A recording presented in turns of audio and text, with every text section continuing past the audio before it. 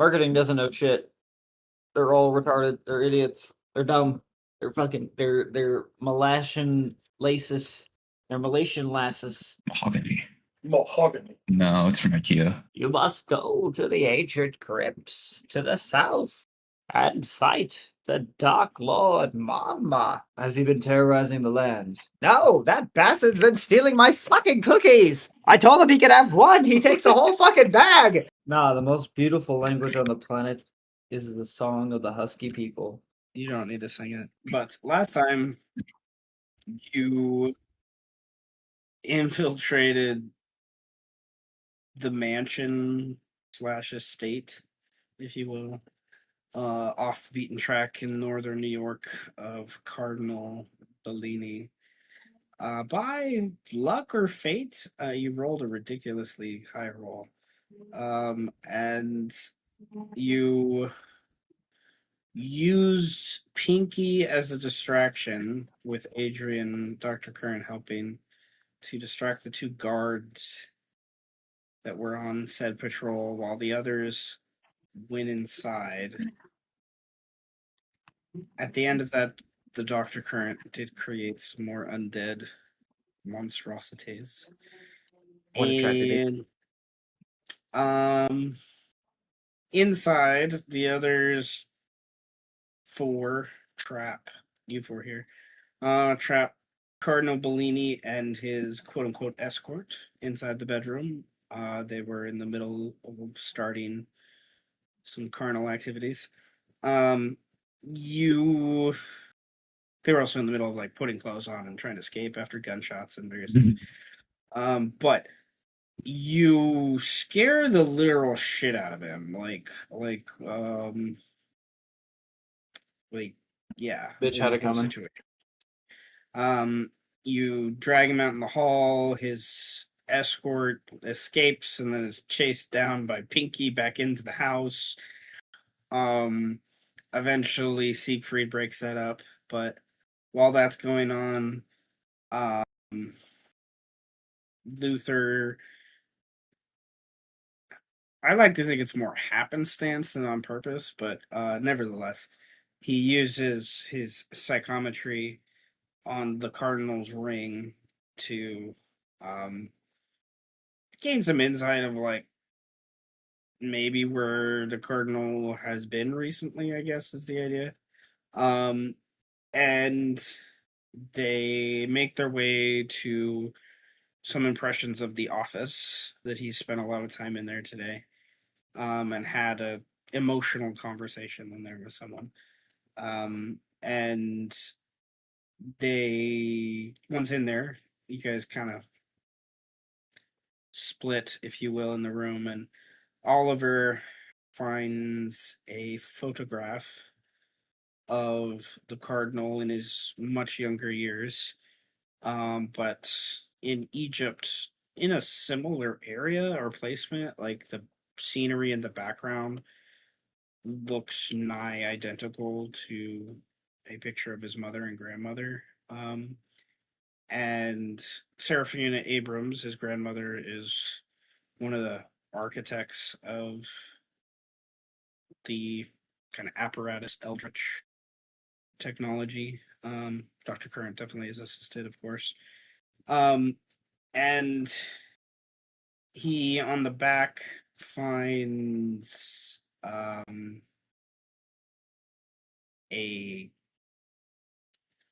one's my brain farting coordinates of someplace, that's important to why this photo exists. And it's a very like typical, almost old age photo of like the adventurer taking a picture in front of them, looking all adventurous, even though he's like a priest and all these things. Like it's I always enjoy the perspective of like older photographs of like why they take them as opposed to why we take photos now. But it's a different argument. Oliver ponders this oddity and he starts to kind of shuffle through pieces. Eventually finds I think it's Oliver who finds it, the sliver of Thoth's book. Another page of Thoth's book. Oh no, that And was Adrian that did. okay, nevertheless. Um, nevertheless. Um, but Malik breaks into the Cardinal's desk, and Luther is able to lockpick the safe with some spiritual help. Um, I remember it's kind of interesting to me, like Dr. Current has an ability that literally can give him proficiency in any skill, and he's like the one that always just like, oh, you guys can do it. It's just like, Gremlin uh, behavior. he runs around making zombies and shit. And he's like, he literally like one of the medium skills is like literally you can give yourself by this point he could give himself an S rank in any skill for a scene. And it's just like it just makes me laugh. Like you guys didn't have any issues with the check. You all rolled really well. Open locks, whatnot. And inside the safe, uh most obviously before you put your kind of search is just a stack of files in manila folders, and then on top of them is placed a small black box, square in nature, very old, made of some sort of old wood or something like that. Um, and then a red velvet pouch,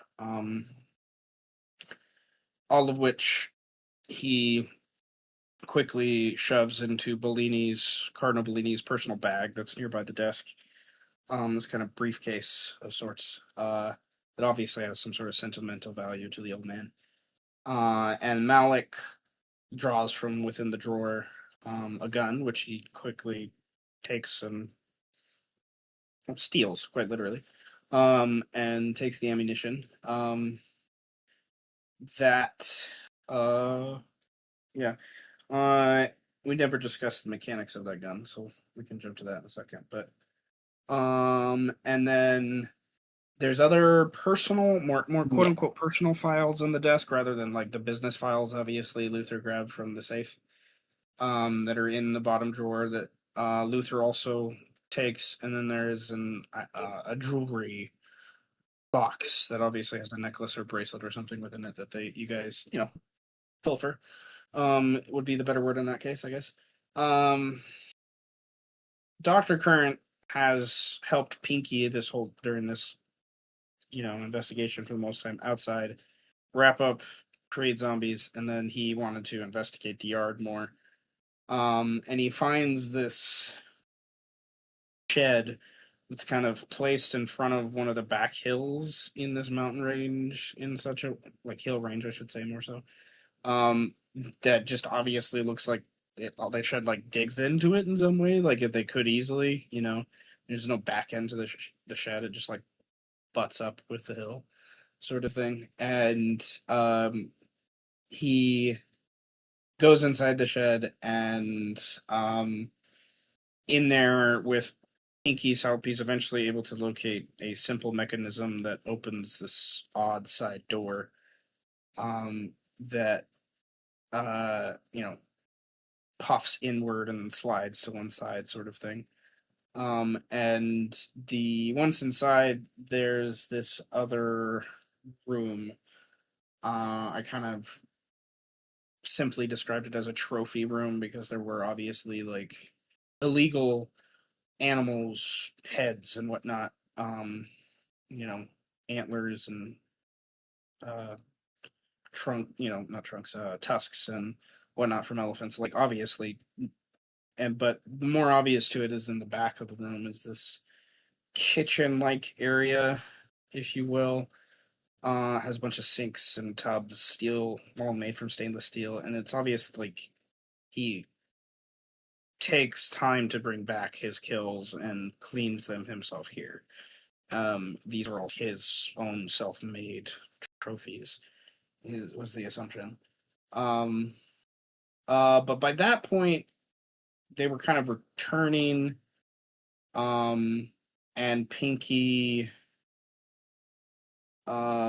hears the young woman, the escort, trying to escape, her car not starting, and he gives chase, and she and him run back into the home, and Siegfried's kind of given orders, if you will, almost by the other group as the one closest to the stairs to like help with that.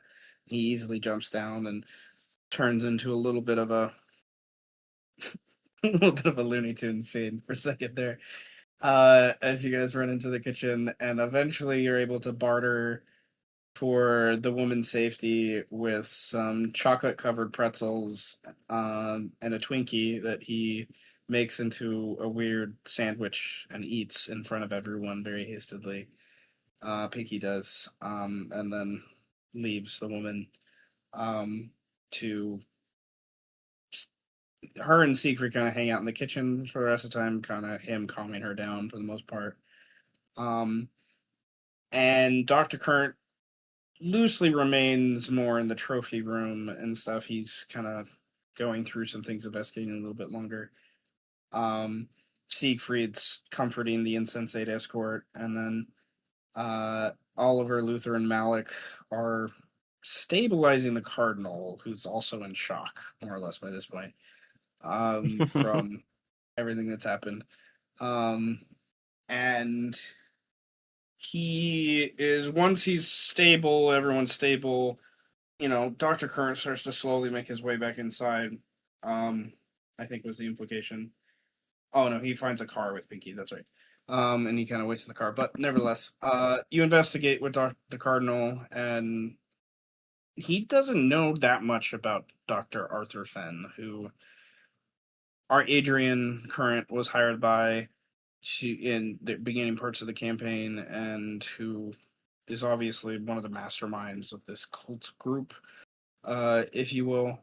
Um, but he admits after duress, if you will, that he has talked to Vatican and kind of summoned the Grey, the group of nuns and Father Marco that came involved, and um, he's trying to make the argument, the Cardinal is, right, that he's trying to do a good thing to help the bad things that he's done, so to speak, and but it's obvious he's a self-proclaimed adventurer of the world, an amateur archaeologist, kind of a fanboy, if you will, of the occult arts, and he kind of got wrapped up in Arthur Fenn, in his charisma, and it's obviously Arthur Fenn's using the Cardinal's connections and money to help him in a way to allow the Cardinal to get away with some of his illicit actions that he's doing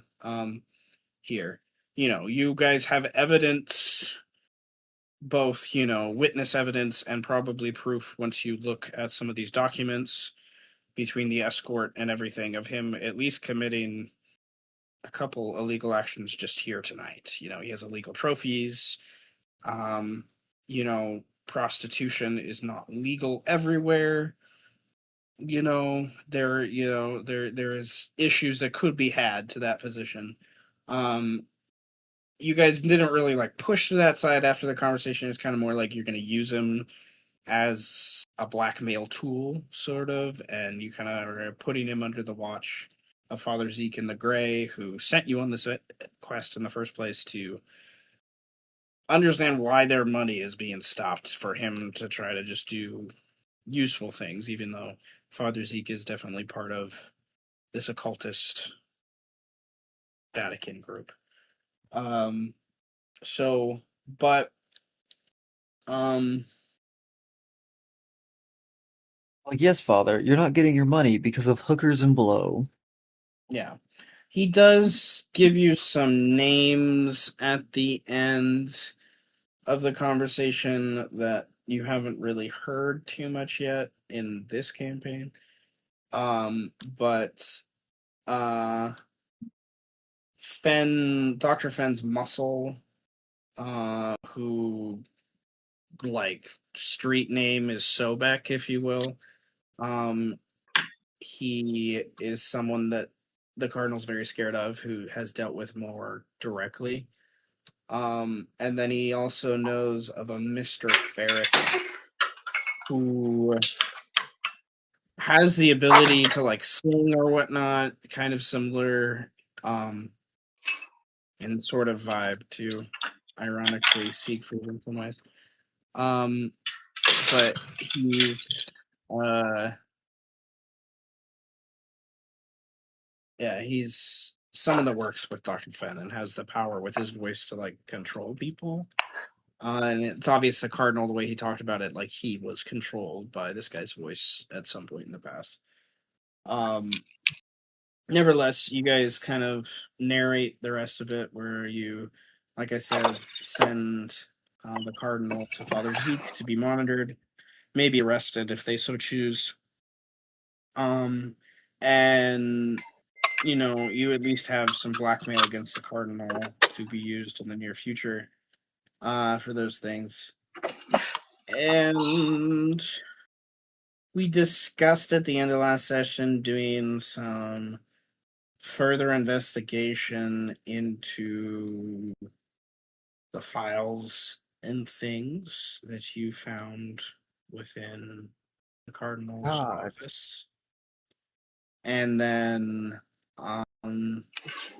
there was a break, there were, I already hinted to last time, where there'd be a couple days that more or less go by before the next scene that I would like to do, which is Malik has a meeting with a Sergeant Hansen who seems to know some connection that Orpheus has found through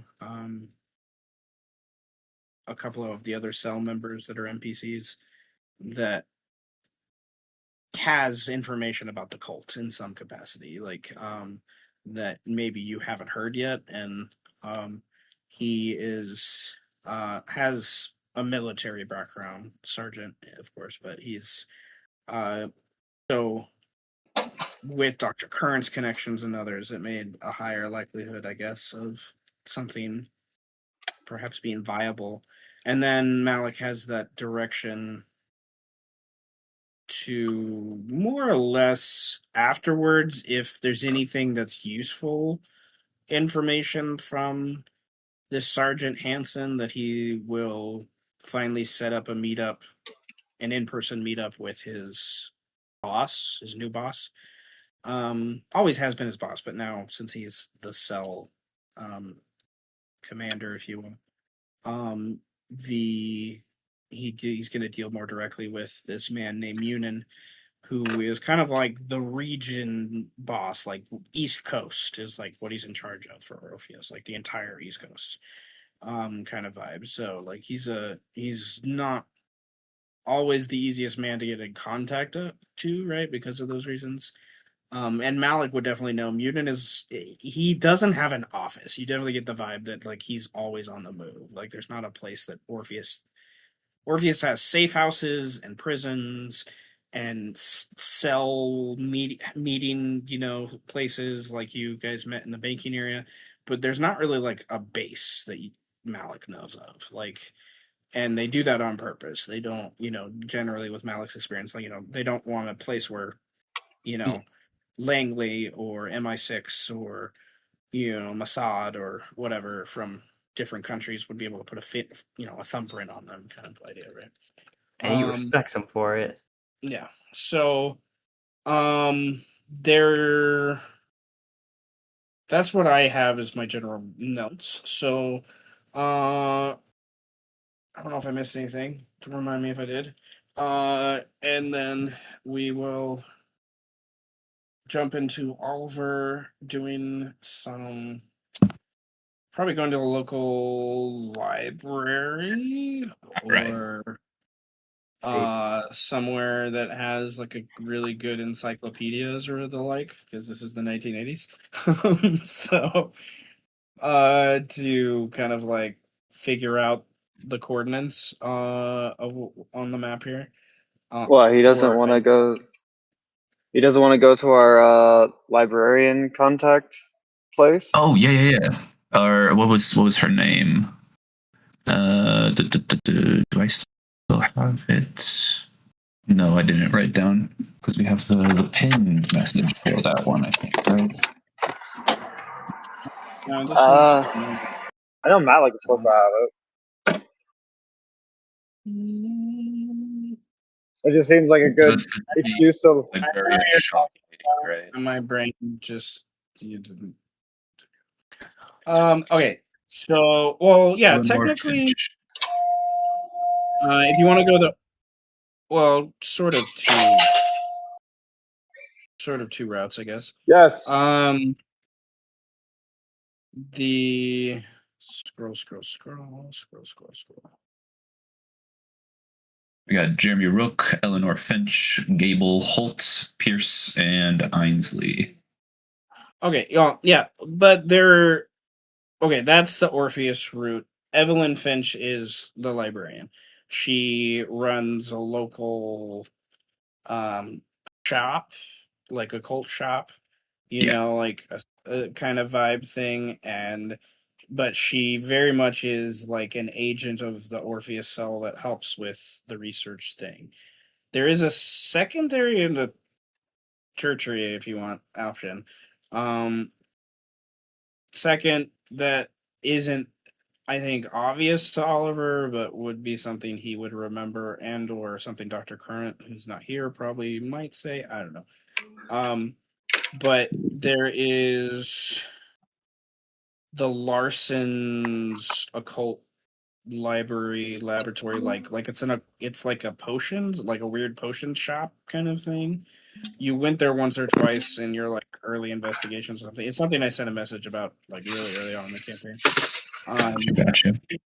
But they have, it's not directly connected to Orpheus, but that doesn't mean they haven't worked with Orpheus, if you know what I mean. Where Finch is an obvious Orpheus agent. And then the third possibility is Grandma. Grandma is also a possibility. Like her lab and whatnot in her attic was really extensive. Like it wasn't anything to scoff at. So you definitely, if you wanted to manipulate that emotional connection, you probably could. May I meta ask just to be like, which one works best for you? As in, like, is there an encounter to be found anywhere as far as moving along plot? No, I would say it's more personal plot. Whatever one I think you want to develop a little bit more to that question. But I will say if you use Agent Finch, that is the equivalent of taking Orpheus' debt. Okay. I mean, I am interested in these other like places that you might have made. Yeah. Orpheus' debt, much like a higher likelihood maybe to get the answer you want, but not necessarily someone that maybe Orpheus, Oliver is. None of you have talked to Finch yet in the campaign, so there's that. Yeah. I was mainly thinking, ooh, a library that we have access to. That's a little bit more private. That's my only thought process. So. And also, I forgot that she was a shop, kind of. So I think that I would like to go there and see what's going on as far as the new resources being an official agent gives me. So I would like to go see Agent Finch.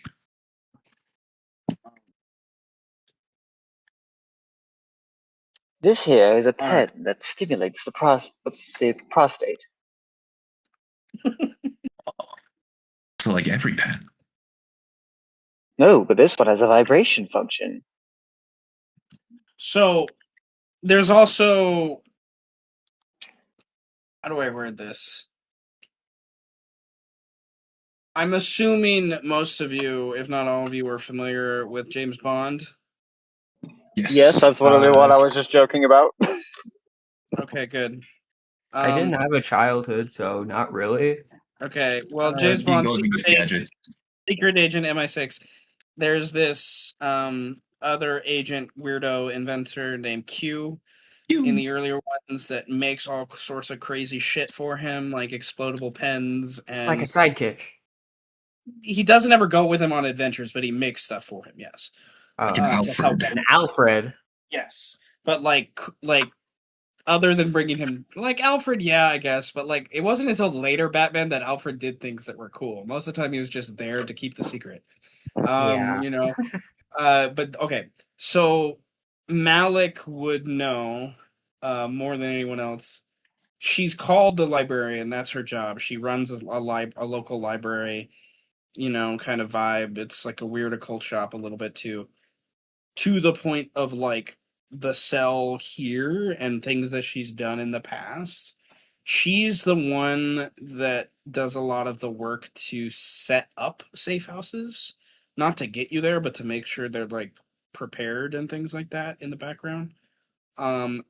She also is the one that helped customize Mr. Sterling's vehicle to allow it to like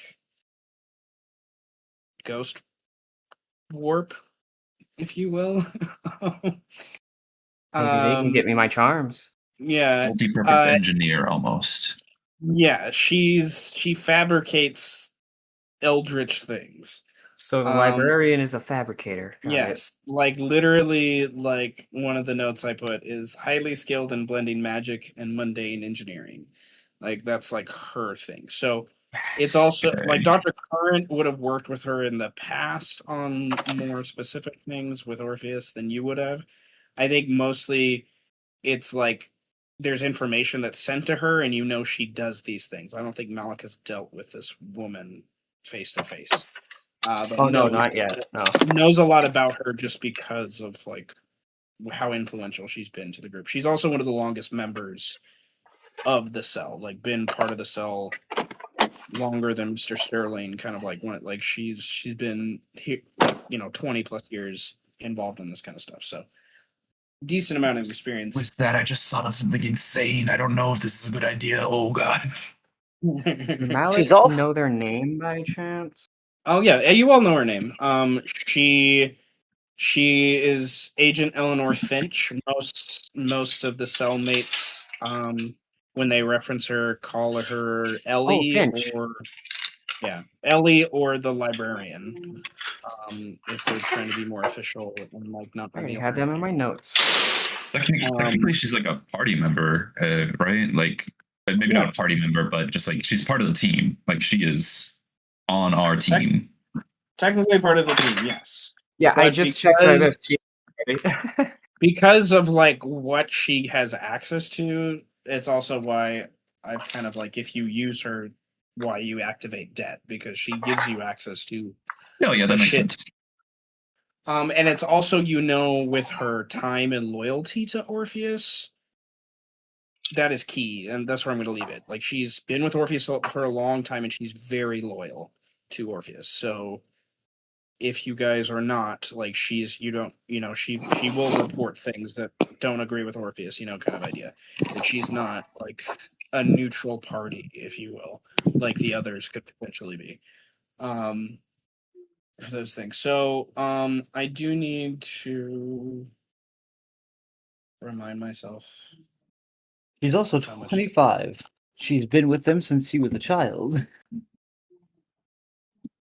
I'm okay with a lore dump on this random character. She's not 25, but that's okay. That would be really weird. I don't know. Maybe maybe she was a homunculus that gained humanity. I don't know. That's awesome. That's interesting. Okay, so this.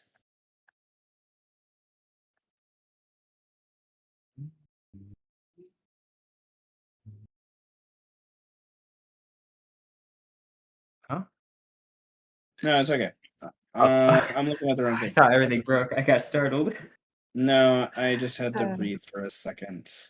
Sorry. Reading. Okay, so initially this isn't too much, this isn't an insane amount of debt, but it is does cost 2. All right, so This is, I imagine, southeastern part of Manhattan, which is a little more older at this time period and broken down and dilapidated, kind of thing. Definitely going into a quote unquote ghetto area, if you will. For those things. So is this is probably definitely, I guess a quick connection narrative. You guys would have had some conversation. I imagine Oliver at least telling Luther or someone that he's going to a Oh yeah, shop. I guess does anyone want to come with? Yes, was the question. I mean, To the magic shop.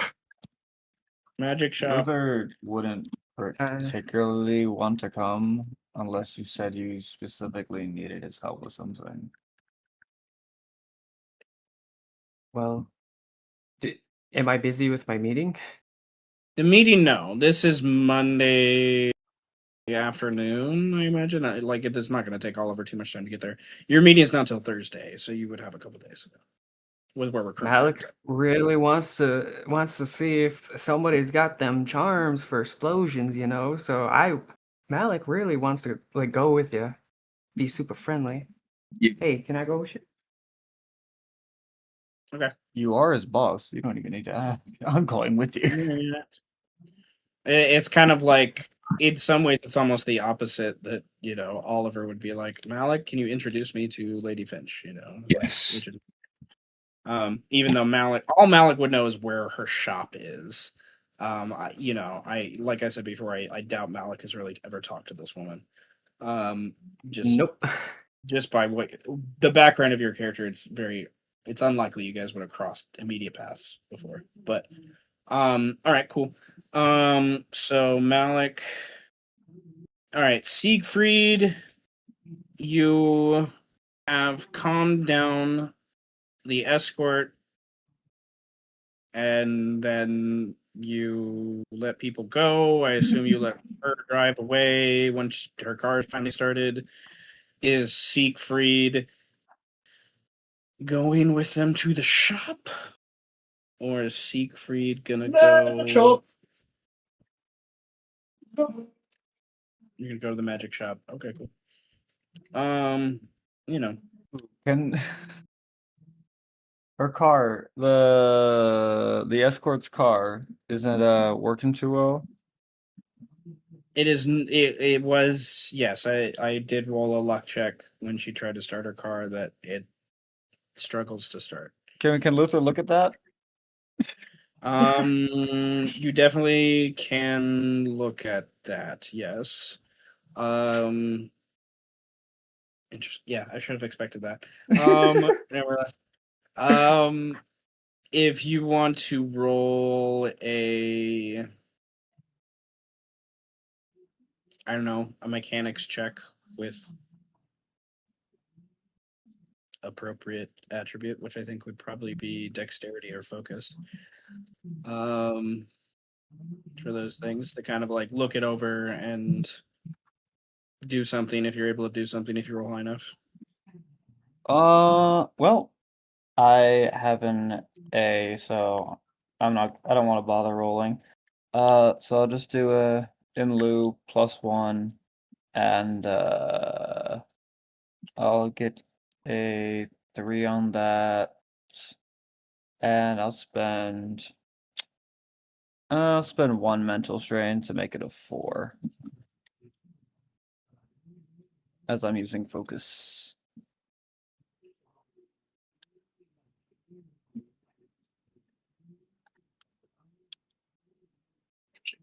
Okay, cool.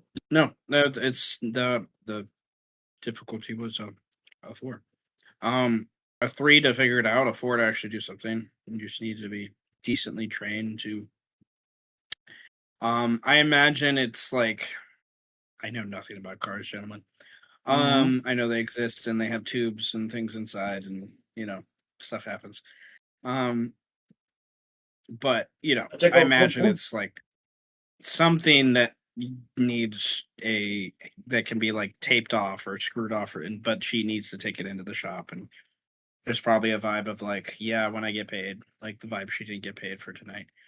Um, definitely. With everything that happened. I different reasons why the car doesn't start. Could be the gas, could be the spark. Could also be the gear shaft not being properly aligned. There's a few reasons it couldn't start. I want to say it's probably. I want to say just for the fun of it, is like her crankshaft isn't properly aligned, so it's not starting correctly. So he just kind of with his own hand just realigns it, but notices it slips out of place, and it's like, hey, you need to get that. That's what you need to get fixed. Most importantly, I know a little bit about cars. I don't know a lot, but I know a tad bit. Yeah, it makes sense. If you take it out of context, just don't talk about cars and just insert the word escort instead of cars. It's a whole different story, guys. That's where my brain. I mean, one of there's literally a term for fuel mixture, um, where if your gas air proportion is wrong, it could be rich or it could be lean. So Interesting. It makes sense. It makes sense. Okay. Well, she would definitely say thank you. And I would say, however useful you may think this is, it can. You guys are interesting with how you use things every time, so I love it. You definitely have a favor from what we're gonna call her, Jillian. Okay. Jillian. Like Jillian, it's not like she gives you her she gives you her number not to like sell sex to you in any way. Like it's definitely like, you know, if you need more information about what's going on. Like she wants Bellini to go down. It's very obvious. So is kind of the vibe. You know. So I love it. I love it. All right. Luther, I presume then if you're not going to said library, you are making your way home. yeah, he has work to do. He has money to make.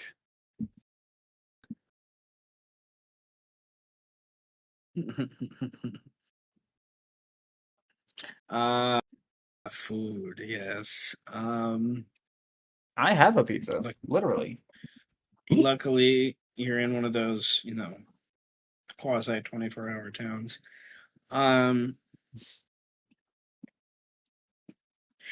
Stop for some pizza along the way.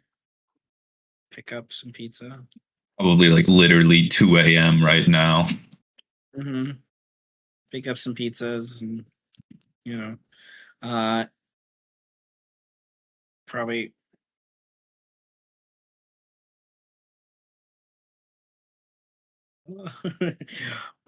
brain fart as I think about how good of a pizza sounds right now. Big old New York God damn it. slice. Big old New York slice. I really wouldn't mind the big cheese slice pizza right now. Nevertheless, well, enjoy some sustenance and food, which Secret food implies part of the. very confused about pepperoni. Yeah, I know. It's okay. Americans. But it's probably one of those vibes that it's like, yeah, like Oliver was hinting there before sunrise when you guys arrive at the quote unquote library. The only thing that hints towards it's a shop is there's like a weird sign in the window. It's off the beaten track on quasi turn into an alleyway. You have to park like almost 2 blocks down and kind of hike uphill over. And awkward flight of stairs that lead down after the sign. Like it's definitely like if you didn't know where you were going, you wouldn't think just like why would they Those even sell retail things? shops. You know, like it's one of those things like you've been here for years, right? It's very obvious at the same time. And and all it says on the sign is Finch's. Hours are look for the light on. It literally says it doesn't have specific hours listed there. The light is going to be rolled as a luck check right now. Oh. Hey, that's Because that's how I do what I want with my business attitude. very much. Okay, so a +1 on the dice. All right. So it's probably not like every light's on. Like the shop's obviously not open, but it's obviously like she's up doing something, early or late in the evening and has a light on still in the shop. And like, the door's obviously locked. It's fucking New York. But there's a little ringer bell thing. Do you disturb the old lady in the wee hours of the morning? Do it. I think so. Timidly opening the door. I'm not sure if there's like one of those bells or something that rings when No, we do. You gotta ring the bell to get her to come to the door. Oh, She has it. The light's on, but she has it locked at this early. gotcha. Oh, Um, can I see him just try to open it still and like It's like, point out the bell? you point out as he's like gripping it, and he like one hand realizes that it doesn't turn at the in it. He like looks up at pushes, pulls, left, right. like there's this Oh. really rubbed old like Yeah. enamel kind of etched sign that says ring the bell that's really hard to read, kind of It thing. says like ring the L. Yeah. It's scratched off. So you're like, it's like no wonder you missed it. But there's this like big old button that like obviously when you press it, it does this weird something happens. You hear gears and stuff, and it's like a big bell gets ding dong, ding, like rung somewhere up in the rafters of the building. And the woman, any other like most people would be like, I don't know, God, if that happened in my house, my dogs would go ape shit all the time. And it's just like, oh god, my god. But like, it's like it does its thing, and it's like the dinging of the bell muffles noise within the shop, so like it's like time gets lost in the resonance, and by the time the key is turned and the doors open, she's just there, and you're kind of like a little taken aback for a second, as you're kind of got lost in the information, and she looks you all up and down. You see a gray hair, but and a demeanor and countenance that hints towards age, but the smoothness of her skin, the softness of her whole just like the suppleness of her body and stuff, she doesn't look old, if that makes sense. Um, but there's a vibe that she is by this, like her eyes. Her eyes belie everything else. They have the scarring and crackly and bloodshotness that hints towards age. Um, Hair in a dirty, kind of messed up bun, tied back with God knows what. It's not a hair tie. And she has this like black shawl that's kind of pinned to her left shoulder with this amulet or whatever, clip thing, that's some symbol in the immediate sense. You don't know what it is. She's just kind of there and like in the door. And she has gloves on, like velvety black gloves on, that you can see her hands holding the door. She like holds the door with one hand, her other hand pushes her glasses up so she can kind of get a better look at everyone, obviously, and I don't know any of you, and unless you can prove you know me, I am not letting you inside at this early hour of the morning. I am quite busy. Agent Finch, we are here on official Business. business. Oh, We would yes. Silently, probably I say. can we use your facilities? No, that sounds like we need to use the bathroom. Can we come inside? I'm gonna look at him as if he's a nervous wreck. It's a new person. Oliver, yes. I just always get the vibe in general with Oliver. With new people especially. She eyebrow raises as Oliver is the first to speak, like, and then looks towards Malik, and then the eyebrow softens and lowers, and her there's a, a little quirky smile that appears, and then once the speaking's done, she's like, "Ah, Agent Morton. I Yes, didn't that would be me. recognize you at first. I think you need to teach some of the young ones the proper call and response in situations like this." I was trying to sound official. Yes, yes. Yeah, we'll get to that soon. I haven't really had the time to get one-on-one training with a lot of them. Well, good. She looks over finally at Siegfried. Siegfried, I would like a luck check to see if she recognizes you. They know us. Uh, They've been watching it. Oh shit. 3DF. Go again. Everybody Your knows favorite Siegfried, musician's baby. favorite musician. Everybody knows Siegfried. If you get a +3, yes. Ah! +1. I saw you on the newspaper. Oh, and then I looked up your song. Oh my goodness. And she mentions like one of your like family songs with you playing with them that she really loves, that she found recently, and she please. She grabs Siegfried by the hand and lets the rest of you follow thereafter. She's very much just like, okay, cool. Guess I'm going this way. Really likes Siegfried, our friend.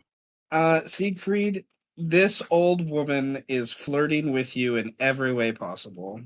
She compliments you Ooh. on your shoulders, your eyes, your blonde hair, your rigid chin. Oh, she is Oh a my ghost. goodness. Everybody loves Uh, Siegfried. Everybody loves Siegfried. So, He's famous. Um, Can you blame him? and Siegfried, did I? No, okay, never mind. All right.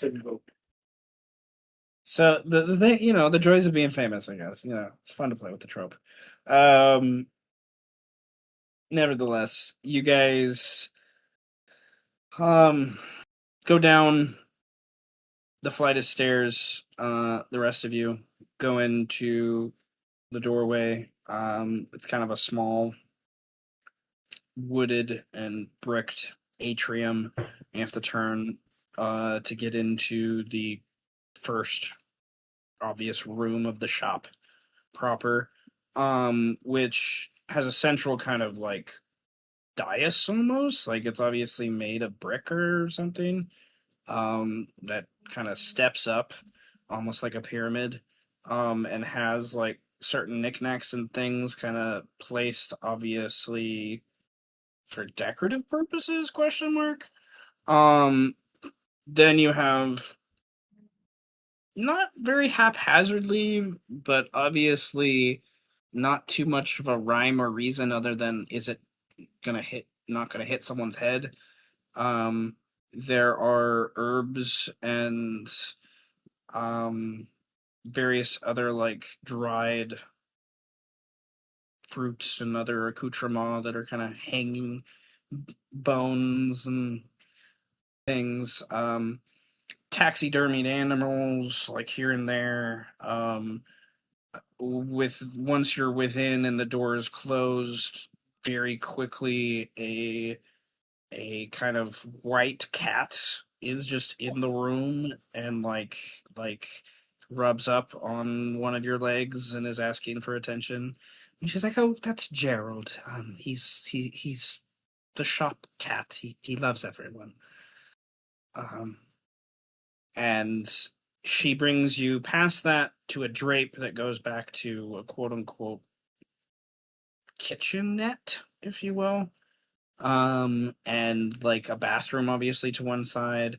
There's another hallway that probably leads to more of her official like living area, because this is obviously where she lives as well. And there are books and stuff, jars and things. It's organized, it's clean, it's not dusty. There are cabinets that are closed and locked. There's a structure to it, but it's obviously stuff that she's all self-labeled and put together, and you wouldn't know where to look first. Even though it looks organized, you wouldn't know where to start. It's obvious you need her to ask for things. Once you're in this back kitchenette area, there's a setup that is a loose alchemy place. Like not like as crazy as your grandma's, but like you could definitely spend a few hours here crafting, panaceas or alchemist fires or the like, or stuff like that. Which hints to that she is probably a hermeticist. I'm pretty sure. With just how that is set up, it just makes too much sense. For those things. Nevertheless, there is also, I want to say, like on the ceiling of the kitchenette that leads into this like open covered porch area almost. There's the constellations are specifically drawn and labeled in Latin predominantly, but other languages are definitely there. And the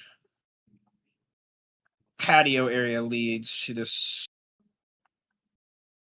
small, I want to say like glade or something that's like obviously something she's nurtured within the center of the house over decades. It's like this garden little area that opens up to the stars. It's just like within the house. You wouldn't see it from outside the house. And the rest of the building is probably just rooms that belong to her that are storage or whatnot. Like that's the gist of like the shop area, if you will. But she kind of leads you to the kitchenette patio sort of area. Kind of has you sits down, gets Siegfried his favorite tea, and asks you guys if you would like anything else other than tea. And while she's taking a moment to take her focus to making the tea, what do you guys want to do? Are we gonna jump off from and start talking, or just go on and with what we do? You guys can do whatever. Yeah, if you want to talk to her, talk to her. All right. Fuck. What was I gonna say? Damn it. Oh, thank you. We're here for some business. I'm technically tagging along though, so I'll let Siegfried here take his turn first, or whoever I was joining with. Hello, I'm sorry. that's me. What? No, that's all good. Me? I Does Siegfried want to say anything? Well, I don't know what. Yeah, that would be me, I think. So we recently have been on a couple of missions, and we've come across multiple references to ancient Egypt and Thoth. And so I was wondering if you, in your studies, have come across anything about the Book of the Dead?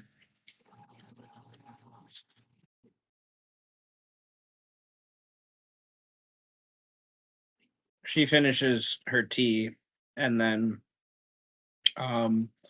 gives Siegfried some cookies after she sets down a tray. Doesn't care if the rest of you have cookies. They're technically not for us.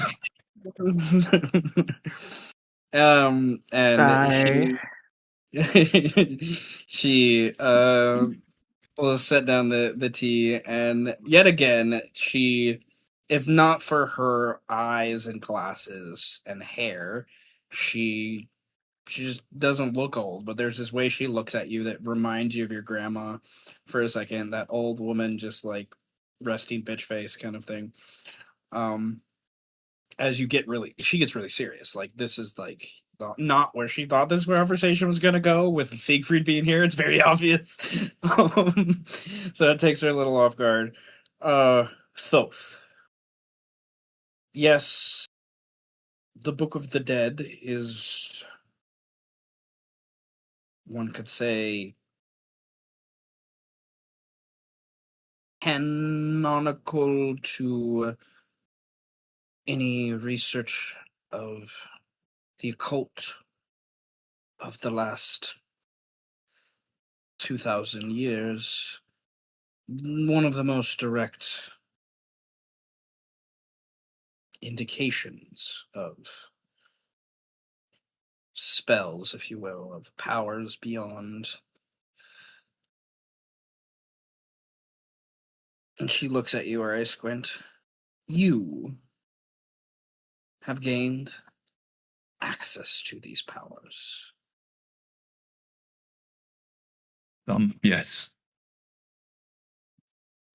You have obviously something specific from the Book of the Dead. May I see it? Yes. And then he goes to his rucksack, takes out the tablet. Here, we found it, well, we actually found it in my home. I'm not quite sure what that means, if anything. But it could be related to, are you familiar with Dr. Abrams?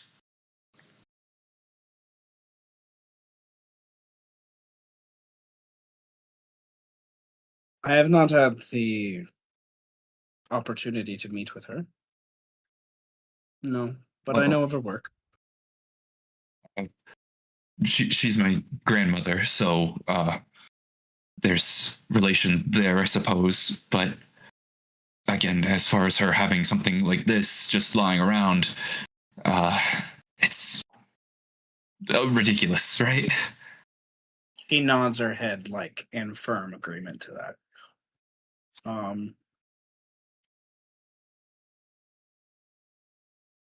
You see as it gets set out, and like the briefcase gets open, and there's like the foam kind of stuff that like wraps it and keeps it safe. And she, you know, as most would, like, wants to make sure it's real and like puts her hand towards it to touch it. So, As her fingers are getting close, her hand subtly, like she's trying to hide it, but your guys' awareness is she doesn't roll well enough to hide it. She's trying to hide it, but you see like like an excitement, like this is real, like she never has seen one of these, knows they exist, but has never seen one of these, and like her hand like shakes just subtly with this excitement before it like she lays her like full palm on it and like feels it, you know what I mean, like in a moment, and like it's like her eyes almost close with like with an ecstasy sort of thing. And they don't, but it's like they almost do, kind of thing. And she looks over you with this like sly smile that she's not, this is a weird way to put it, but this is the scene we're in. She's not sexually attracted to you like Siegfried is, but now you're attracted to her because you have something that's precious. You know what I mean? Her demeanor completely changed. Precious is Good job. Yeah. That's fun. So, however, she's gonna take that moment because that's all that takes. She's Hmm. gonna take that moment to do a rank 2 psychometry on this. Whoa. Um, On the god artifact, that might be a bad idea. I yeah, might just watch but this woman's brain melt. um,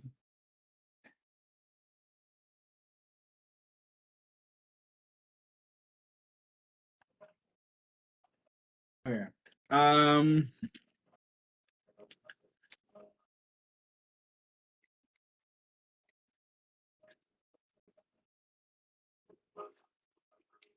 I need to open the book. It's in my brain. It's like, what do I do?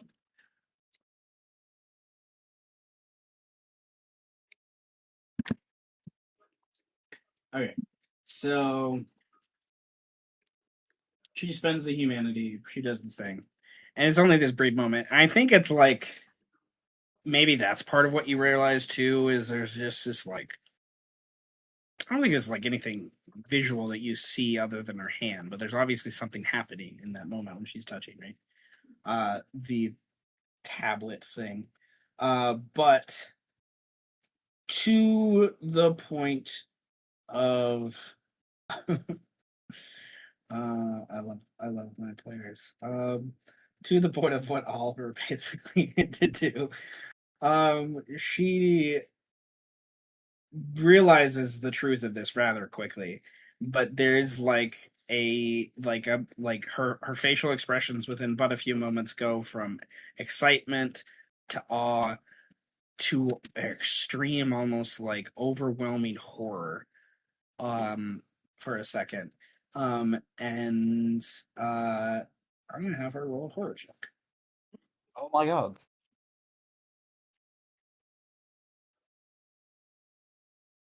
Once I can remember what page it's on. Seth, I printed out the thing. That's right. Printed out a copy of it.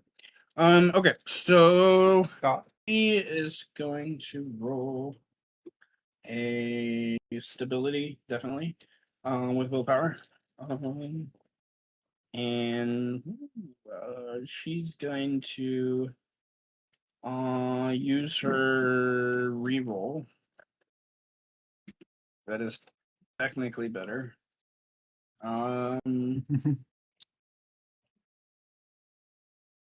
Seth, She's going. I shot you a message, but we don't have to do it. Okay. We do now. Well, Luther feels the energy. maybe something in the near future. Those things, but I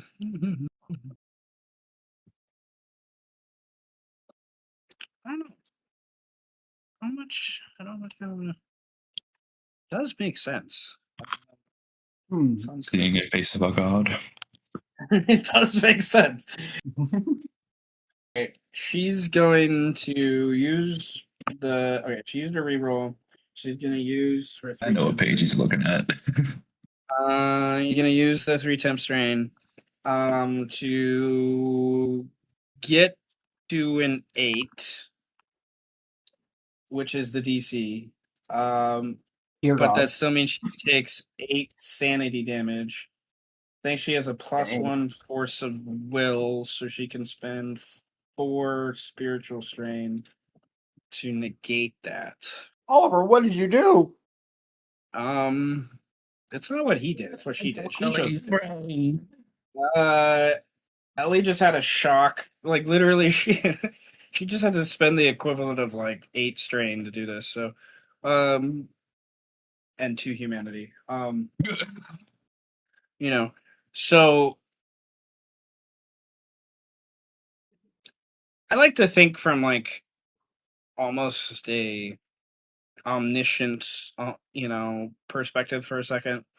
You guys as players, not the characters, as players would see her get transported in that moment to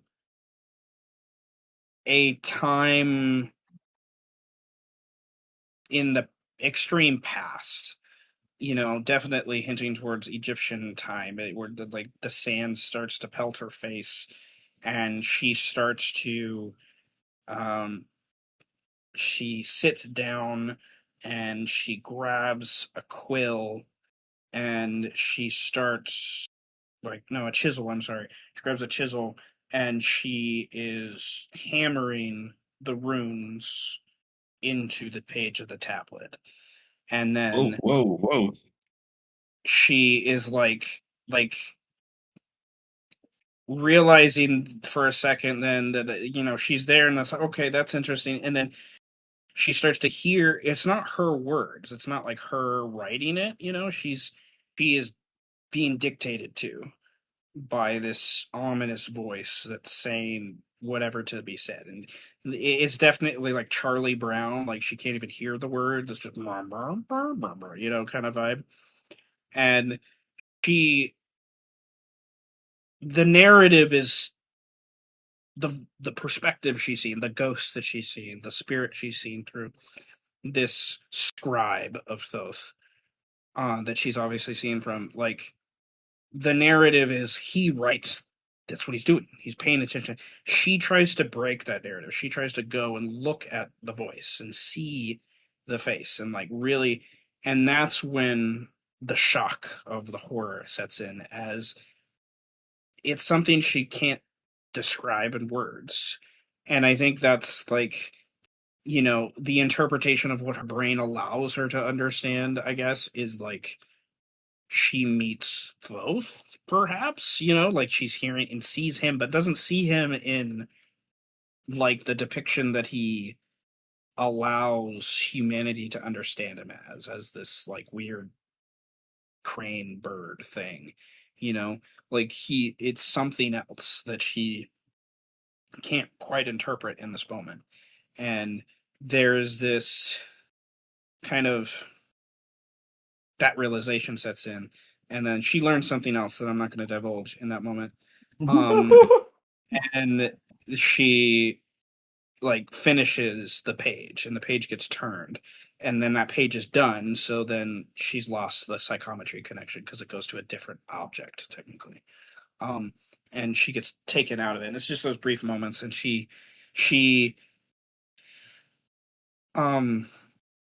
that look of shock, and then her hand gets broken away because she's scared. There's a sense of pain, and she almost metaphysical, definitely, right?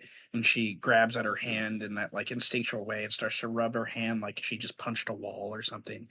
And she looks at you, Oliver, with this very serious what the fuck look, what did you bring here, excited about it, but holy shit, can't believe it's actually real. And what does this mean? So there's that instinctual, she looks at the door, she looks at the window, she gets up and she starts to close blinds and make sure that the light from outside doesn't get shined so no one else knocks or rings the doorbell. And while she's doing that, what do you guys want to do? Because it takes her a couple minutes to go through the house to close things. Is there any way I could just follow her? You just gotta put. I was gonna say Malik was just gonna say no words given, just start helping them too. Yeah, Okay, cool. literally no words said, just starts closing shit up too. All right, so it takes a minute, 30 seconds. She comes back. When she comes back, she rubs Siegfried's shoulder before she sits down. What was up? And then she looks at Oliver and she closes the briefcase with the thing inside. And how did you? Not as important. What do you want with this? I just wanted to. I just want to understand what we can do with it, what it is, why it's here. I just want to understand. What you can do with it, I think you might already know. and more. Why it's here, your grandmother would know better than me. I think in some ways. Do Just do we know about the other part? I forget. Did Brandon show us that he had the shard? I don't remember if he specifically did, so I'm going to say no. Okay, that sounds like what he would do also. So You know I what? definitely think Brandon is keeping that close to the chest since I Luther didn't allow him to keep the other one. Here's the thing. I can pull up the transcripts. I guess it's not super important though. I just don't have to mention it. Yeah.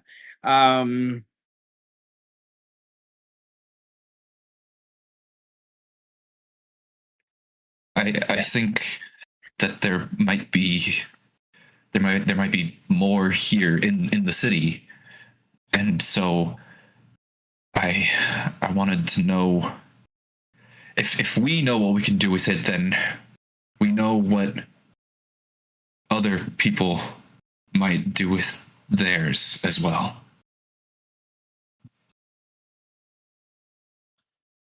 What they might be trying to do to everyone else. Do you have any books? Books about Thoth himself, about the book, about I don't know, ancient texts of myth and the like. And then Any about our Lord and Savior. he pulls out the piece of paper. Even just or the not the piece of paper, the photo of Explorer Man. Even just maps. I need a map of some kind. I need to see where exactly these coordinates are and go from there.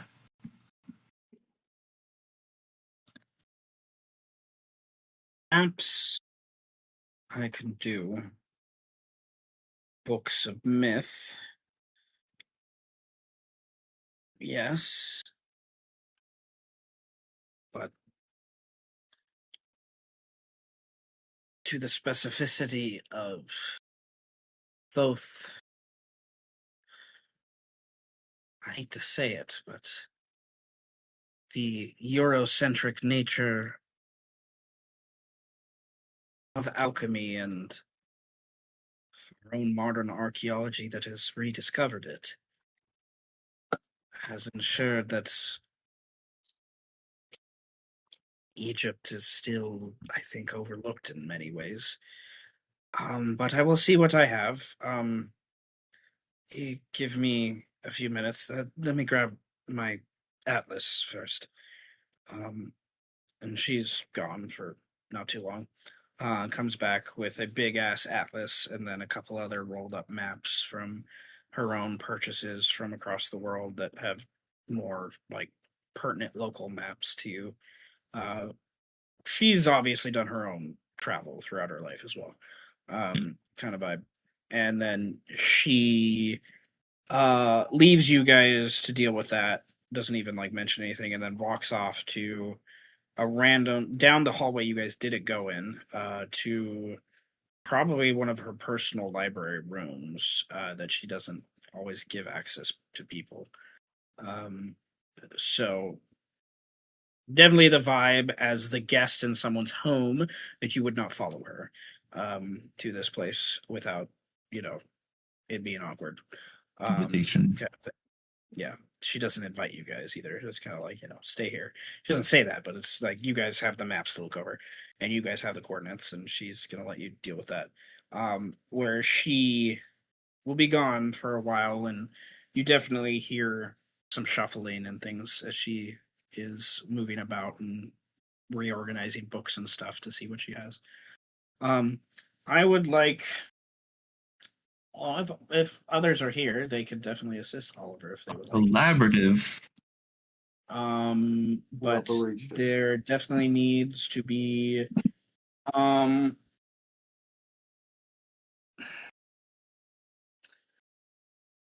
definitely needs to be a collaborative check, but someone could also do a another check. I was really thinking about like what check it would be, and I think the skill that makes the most sense to me as I look through is some sort of knowledge check that has to do with like writing or meaning or something like that, like to that point. But or empathy could make a lot of sense too. I was thinking. Like you definitely need to roll an investigation check to figure out coordinates, but there's another check that someone else could do, or Oliver could do it on top of it too if they wanted to.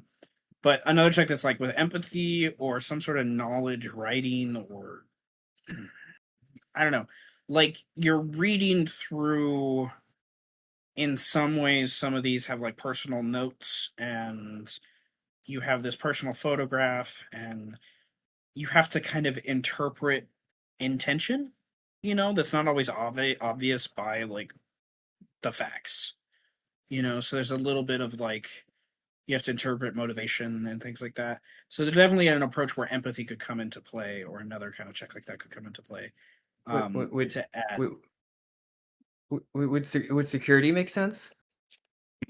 um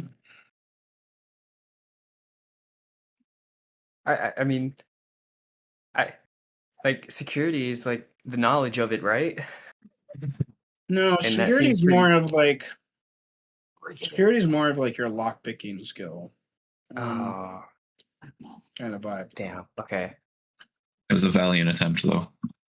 I can try to take up this role, but I'll suck at it. But your security thing made me think of like if like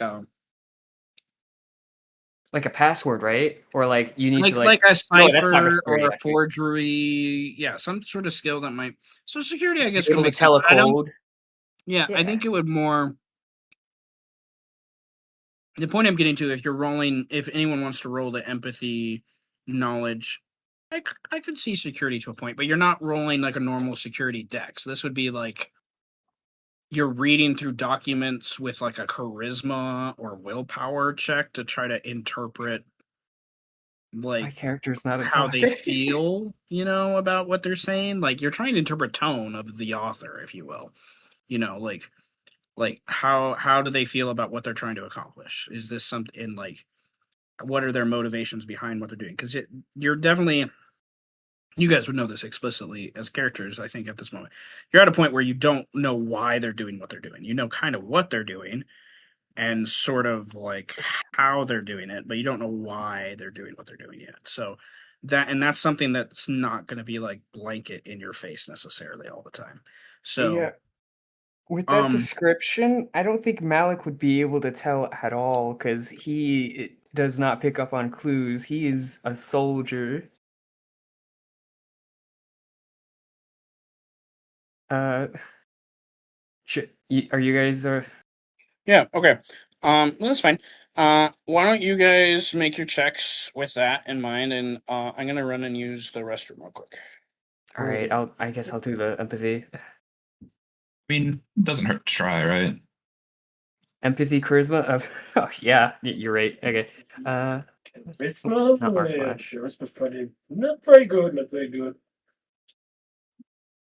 They said charisma. Yeah. All right. And also, I spaced out for the investigation roll. What did he say that I was with? Fuck. I don't know, man. I forgot as well. It's hard as fuck. I sorry. can barely focus. I'm sorry. I kind of took over with like talking over. No, I keep doing that. I'm constantly spacing out. I was also trying to look for my own funny gift, but I couldn't find anything. Fuck yeah. God damn it. Everyone else was doing funny gifts. So I was like, I want to do a funny gift. Oh no, I can't find a funny gift. Oh, by the way, what was I doing again? Huh? What? My empathy's a C at least. Come on, man. This is supposed to be your shit, dude. You're the one that brought Although it us just here. sounds like he's constantly on the brink of a panic attack. Hey, I joined for my Yes. charm. I didn't bring anybody here. No, I said Oliver. No, yeah, All no, of- I know, I this just is wanted to say this is something. totally on me. Oliver just okay. looking at the map like, what was I doing again? Was it perception or focus? The thing is, Oliver is smart. I'm not smart. I'm a stupid person trying to play a smart person. Oh yeah, understanding coordinates and stuff is definitely focus to me. So, Okay, focus. Thank you. so, Here, Whoa. invalid. So that's a three Yeah, for me then? you are. you needed the number. You are a Okay, dumb person trying to play a so smart person. all right, so Malik is doing an empathy, which Yeah. is the other check, and then and then Siegfried, are you helping Oliver with the coordinates, or are you helping Oh. Malik with the other check? I'm helping Malik with the other chick and then saying it to. I just have this funny image in mind. The bumbling idiot and the soldier trying to figure out how to read faces. They get sidetracked in like a single verse. yeah, they get sidetracked in just- the single verse of like a poem written by someone and they think it's important. And they're like rereading this poem over and over again, and like it's like partially in clearly- English and then in another language.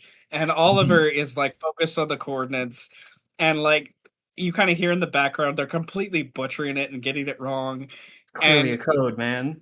Oliver knows that this is a waste of time, but he's so zeroed in on finding what these coordinates that means that he kind of blows it off while you guys go on a complete side venture. What the? It's just That goes it's just nowhere. French. It's a verse about Yeah. going to the grocery store.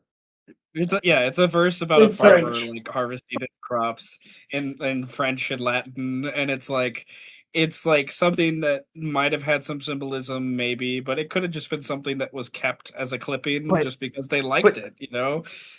But bountiful harvest, you know, that's relating to gods and stuff, right?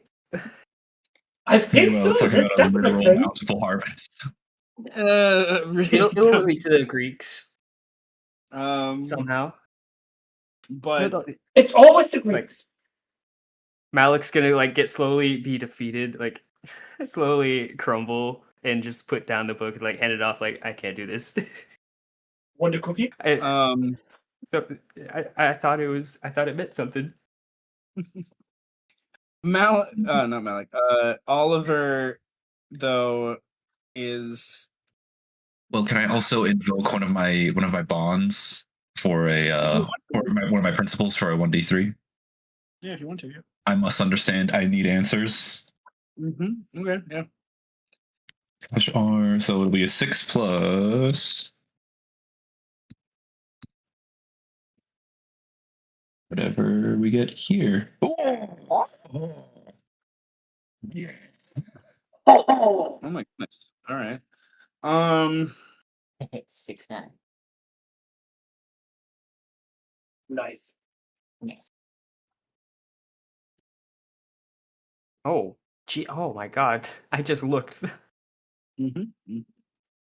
Okay, so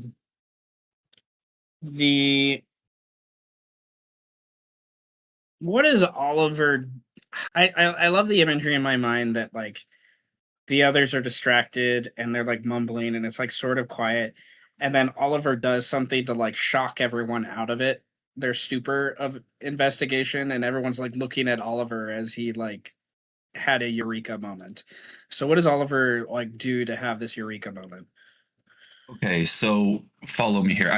I still don't know exactly what the coordinates are for, but since we're like looking over maps and then we're looking over books and then related to those maps and then map, what if at some point he takes two maps from different time periods and then just in that eureka moment tears one of them and lines it up with another, starts tearing up the different maps so that it creates a new one from the different pieces of it, and just like manically like tearing, moving, stitching, putting it all together, and like absolutely destroying the original ones, but now turning it into like this new thing.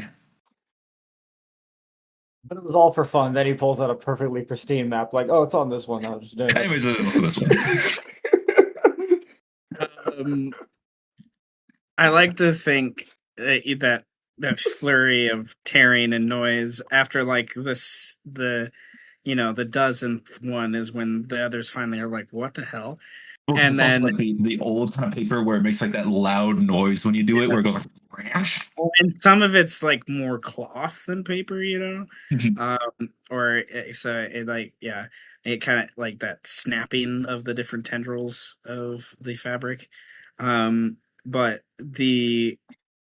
you're like doing it, and there's like all of a sudden there's like another book that's a stack of books that gets shoved off the table you're working on, and that makes a big crash, and you hear Agent Finch's what's going on in there kind of vibe, and Oliver's just wrapped up in it, doing his It's thing, and no mind.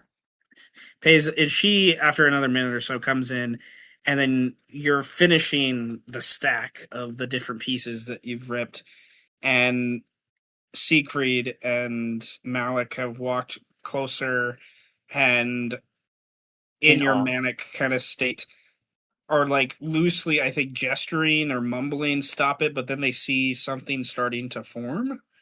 And they like pause and are just like, there's something, something's happening here, right? And that he's not just, this isn't just happen. And then Agent Finch comes in the room and it's like, what the? And the books she's carrying just on the ground, and she runs towards. Is like, what are you doing? This is 500 years.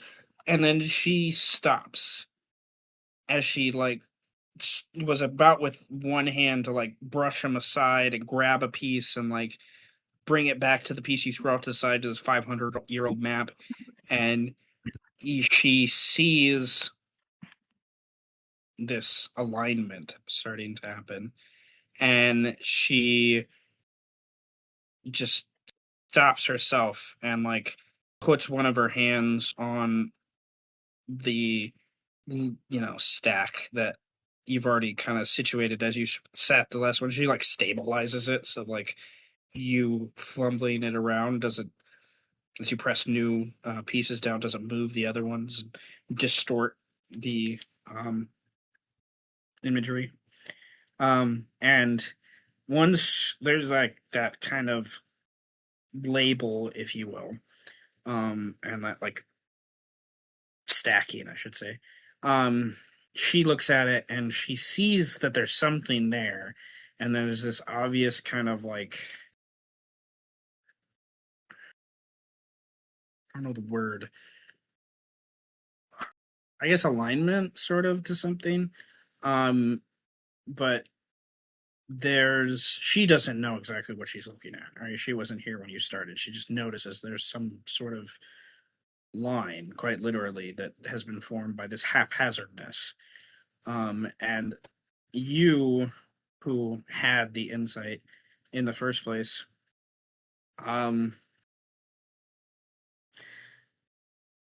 it looks like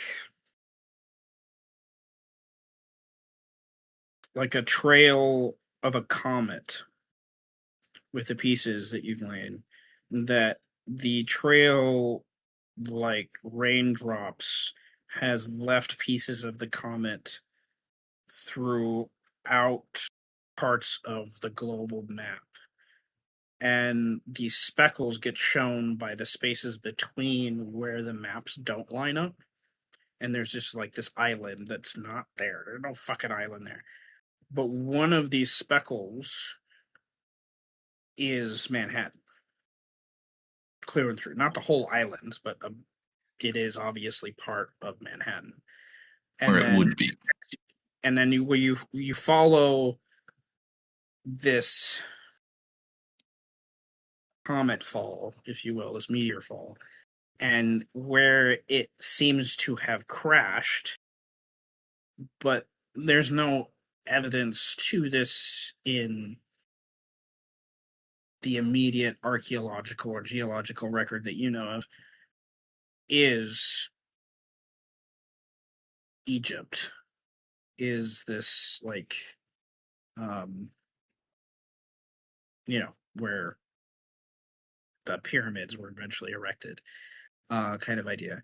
So the material that the tablet is already made from is not something that you've ever seen from this planet before.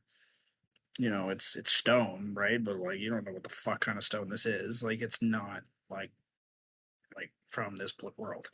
And anyway, so like there is that immediate idea comes to mind. To be sure. And it's also like I think some of these maps hint towards stories that you've ripped or destroyed come from time periods that hint towards cultures that possibly predates or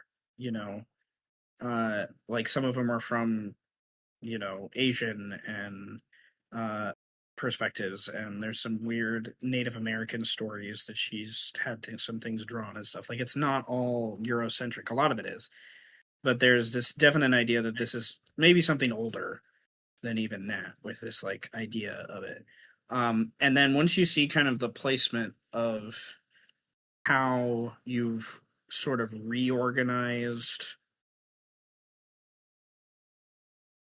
the continents, the land masses almost. I like to think like you, whether on purpose or an accident to bring some science into it, like you've literally like ripped pieces of like plate tectonics and like replaced them and like reorganized them to be something that hints towards the world like I want to say Pangea, like older, like something that like continents are completely in a different position that doesn't make sense Primordial to state. but you're Well, able to gone follow away. the line through with how you've ripped things to know Manhattan was here at that time, basically. And that like Manhattan has bedrock or structures that are ancient that go back to that time. Whether or not they do, I don't care. I'm making up some shit. So I haven't done my geological research into Manhattan specifically, but I know certain parts of Canada are ancient as hell. So, nevertheless, Are we talking about the Appalachians, maybe? the Appalachians are Appalachians. Well, they're ancient. I actually watched something recently about that, so it would make sense in some capacity. But this the 9 is what gets you this last bit. The 9 is going to be the horse hieroglyphic thing that has been aforementioned that has those that has those other symbols within it. One of the symbols, now that you see this display and this dramatic map, chaotic, but there's an obvious line of reasoning that hints towards a meteor or strike or like an explosion that happened across a continent. Like the only thing big enough that would make sense is a meteor. Which is the way these look. It just doesn't look like anything other than that. I don't, like or raindrops, but they're huge. What else would they be other than rocks in that capacity? So making some assumptions. Maybe this is an idea of Noah's flood or something to that capacity could also be assumed. I think to that idea, but there is an element where that hieroglyph of the horse, it had embedded in it, almost like the horse was drawn on top of it, a symbol that kind of looked like a meteor. Like if you think about like what you're seeing here of like the globe and it being a circle, and then there was this other hash mark that cuts through the circle, and then check marks almost at the base of the circle, like a meteor hitting a planet kind of thing, in a very like runic, take away the perspective of what it is, kind of thing. But this rune, this hieroglyph, this meteor symbol is the thing that predates Thoth, that predates Egypt, that predates this kind of connection. And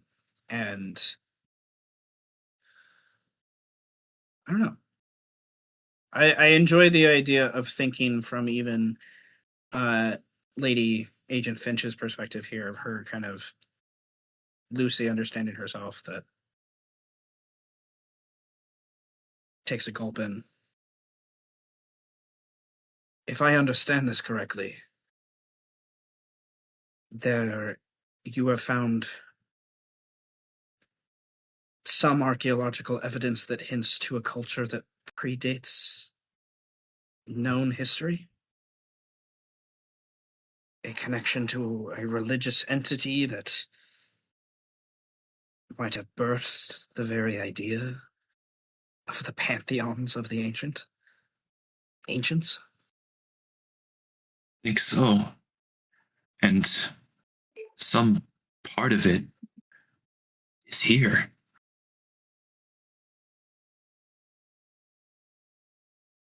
The last few days make a little more sense to some of my astrological readings, tunings to the universe. I just didn't understand the kilter that we're on.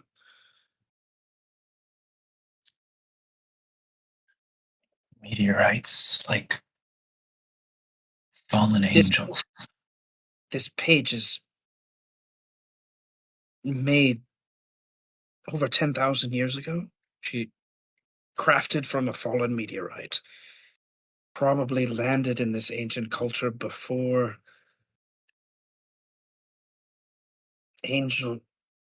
Was this the culture of hate? Oh my goodness. She realizes that her assumptions about angels being real and stuff. If Luther was here, it'd be a very different story in that capacity. With That's this what I one. was trying to hint to a little bit. But she gets kind of excited, and she's just like,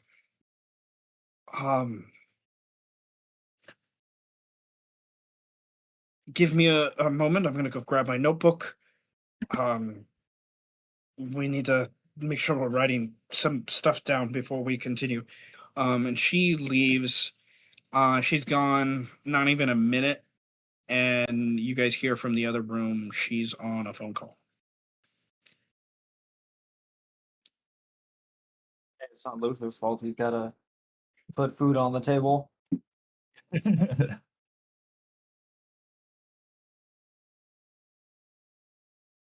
Yeah. Do you guys? I will. Oh, okay. Sorry, I just got back. I have no idea what is No, going you're on. good. Okay, you lose 20 humanity as you sacrifice this baby. Child.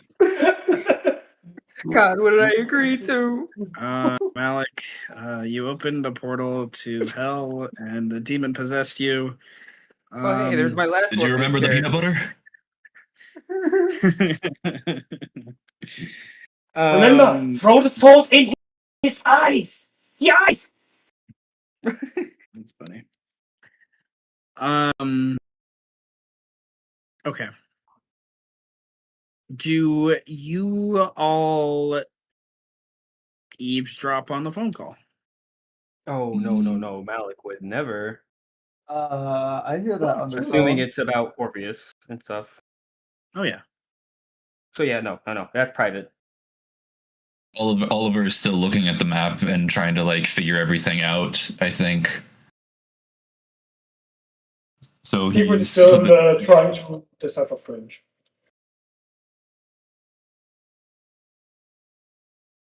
Siegfried's still trying to decipher the poem.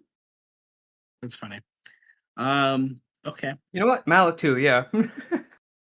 He's still there with him. Is there anything about the meteor? Did we miss something in the poem? Maybe that one word was When the moon is highest over at midnight, what? When That the doesn't moon even hits make your sense. eyes, like a big pizza The pie. pizza pie. Wait, you're onto something. Wait a second. What does pizza have to do with this? I don't understand. These are just the lyrics. Everything to do with it, clearly. Is there a through line that we could sort of come up with that is like, oh, Luther might be related to this as well in some way? As far as the idea of a literal ancient culture before ancient culture, and the idea that that said ancient culture might be alien in some way. I mean, from the way that I'm hearing this, it sounds like this meteor landed back in like a supercontinent long before modern humanity, even as far as whatever that means in humanity's grand history of at least 3 million years. And so what I'm thinking is that maybe that would imply, this is a stretch right now, I'll admit, that would imply that there would be a demigod slash god-like people that did exist at some point, and in some way might have connections to Luther's heritage. I don't know. I'm trying to loop it back together. I Possibly. love the idea. I am gonna. There was an idea that I had in the background, that definitely probably could loosely be applied here. But how do I want to? So, If like, not, I then don't- also that's fine. We can also just drop it. Like, I like the idea. I rolled a luck check and got a +1. So here's what explicitly, I think character knowledge versus player knowledge is quite clear here. Oliver has a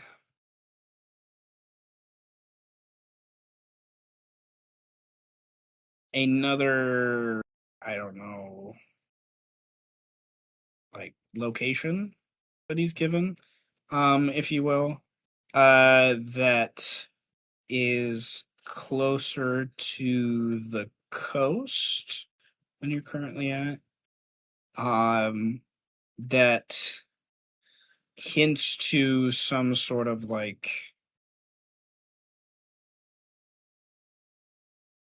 I don't know, small rock outcropping or island or something to that effect. For those things. That's what I'm gonna say. You know, by the way you brought this up, this loosely has something to do with Luther, but Oliver has no idea. if this doesn't make sense, then it doesn't make sense. Like, we don't have to. No, there was an idea that I had that may have came in a different scene earlier that didn't actually happen. So it's I don't mind the idea. For those things, this is why luck checks exist. For those things. Nevertheless, there's that. There's some. It's like, it's like a face stone, like an old like praying spot that like predates like colonialism kind of vibe. This like old Native American rock, like cliff face that has some sort of like marking or something on it that's related to this old ancient, language and people. Old rocks, yes.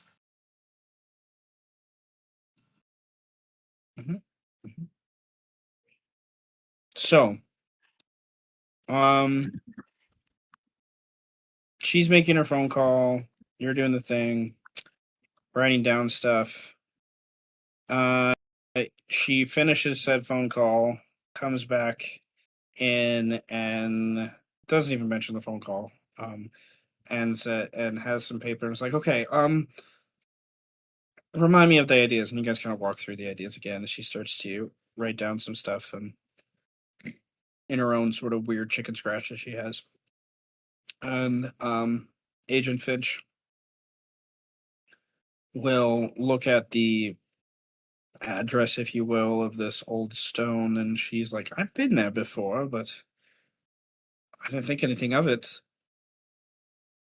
But understanding that I was looking at the wrong map, makes a lot more sense, I think. So, perhaps we go there and see what we find, or do you have other conspiracies to get involved in today, gentlemen? Well, you're a craftsperson also, right? She nods. Malik perks up.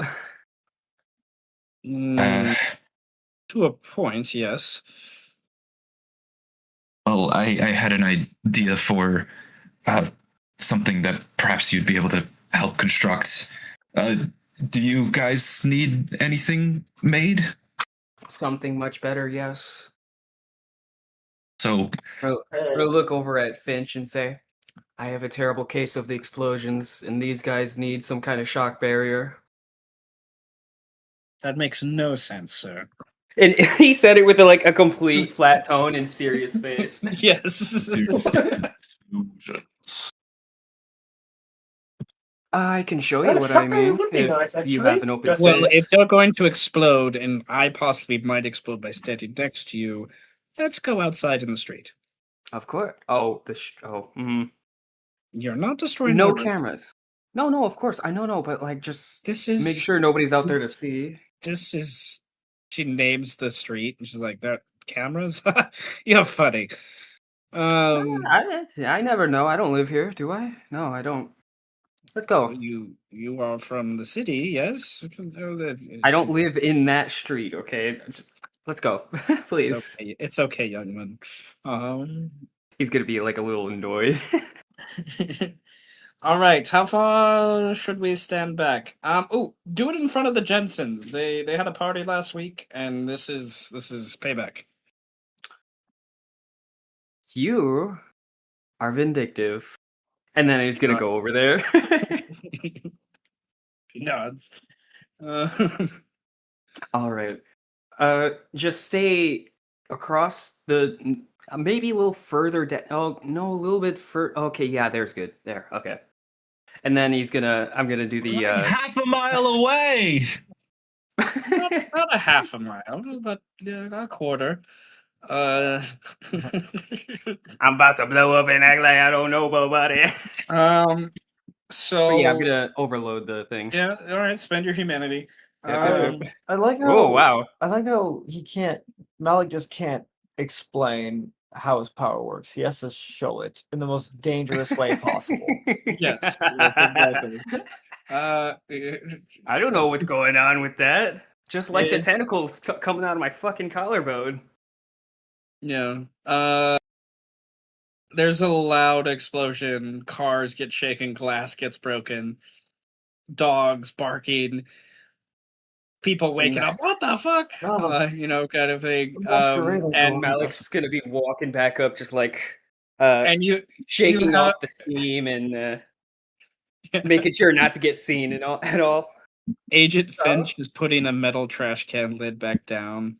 Oh, goodness. You are walking, talking grenade. I do be pretty explosive sometimes. Um, Useful for our cases, though, yeah? so you don't get hurt, Not at all. others get hurt. Very much so, yeah. You know, like these guys right there, like pointing to everybody. So why would you want to do that? Why would you all want to be next to him when he does this? Some cases, there are just cases where there's no choice for them to not be but next to me. In a This sense. is why guns exist. You realize this. I don't use guns. Speaking of which, I'm gonna hand over the gun that I stole from before and just give it to one of them. Randomly handed me a gun that obviously doesn't belong to you? I forgot I had the extra added weight. Well, Plus, I got a better one right here and hold up a finger gun. I think the only appropriate thing is anime sweat drop appears on her head. She's just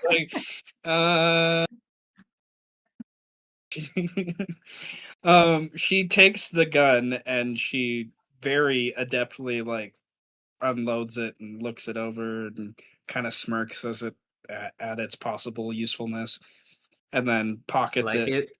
Gave into that to her you in like exchange for what you're gonna give to me. All right. Yeah. a gun and what you're asking are two very different things. Hey, I said these guys just needed shock absorption. Make it give. Hang on. Sorry, you Yes, start there. If you can make something that will protect them from that, you can have that gun.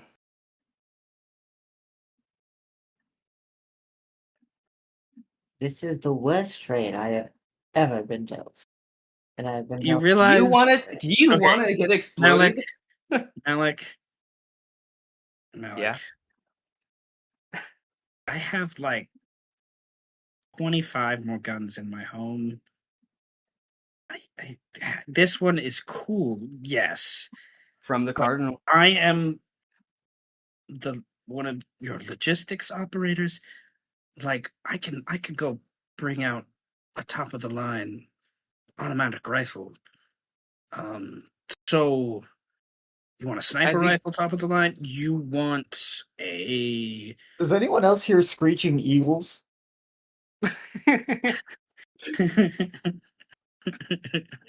That's funny. So Malik, I appreciate this, but I You can will tell I'm not take good at the these things, gun. can you? She does. I will take the gun. Oh no, Valak literally says that to her. He does. No, she still does. She will take the gun, and then she just pockets it. That's the end of it. You, I am going to need to be getting. Send with the others I'm first. going to be getting Director Phelanbray involved for this. Oh yeah, that sounds good. Without access to other materials to protect you from a spontaneous combustion that is seems to be the only equivalent, like I said, of a grenade. Um, That's kind of not fire-like, but also really fire-like. Yeah. and magical is what I was about to say. Yes. The protection here needs to be magical. So, goodness. She gets lost in thought. Okay, so this is gonna be, I think, game mechanics terms. Two things need to happen. Time. She needs time to make these things Oh and wait, figure them out. that reminded me. The last time I did this with the Adri, no, was it Yeah, Adrian? Adrian. Yeah, he sort of Yeah, started yeah. things. So we have like something physical of a start, right? Can I like Yeah, pull that out and like show it to them? Like, this is what I have so far.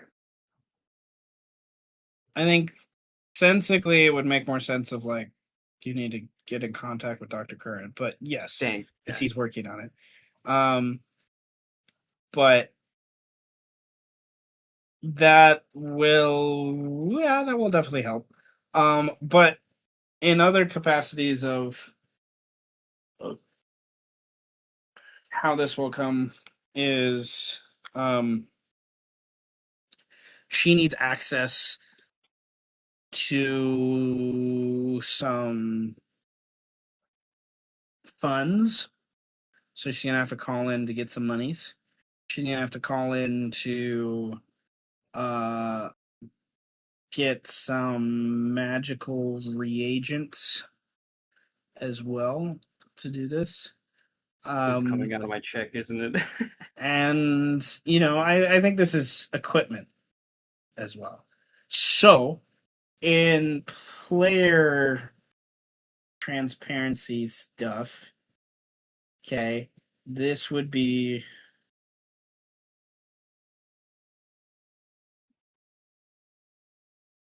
this would take her,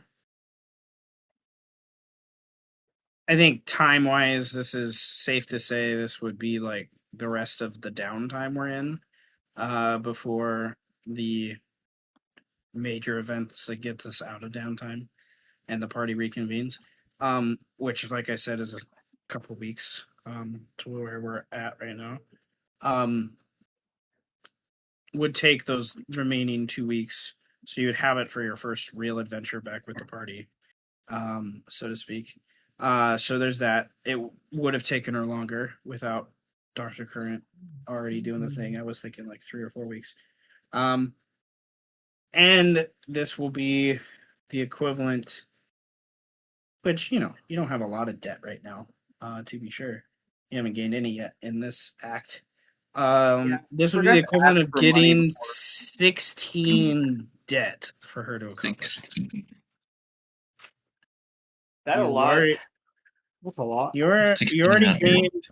You already gained 2 to get access to the library, just from what it represents.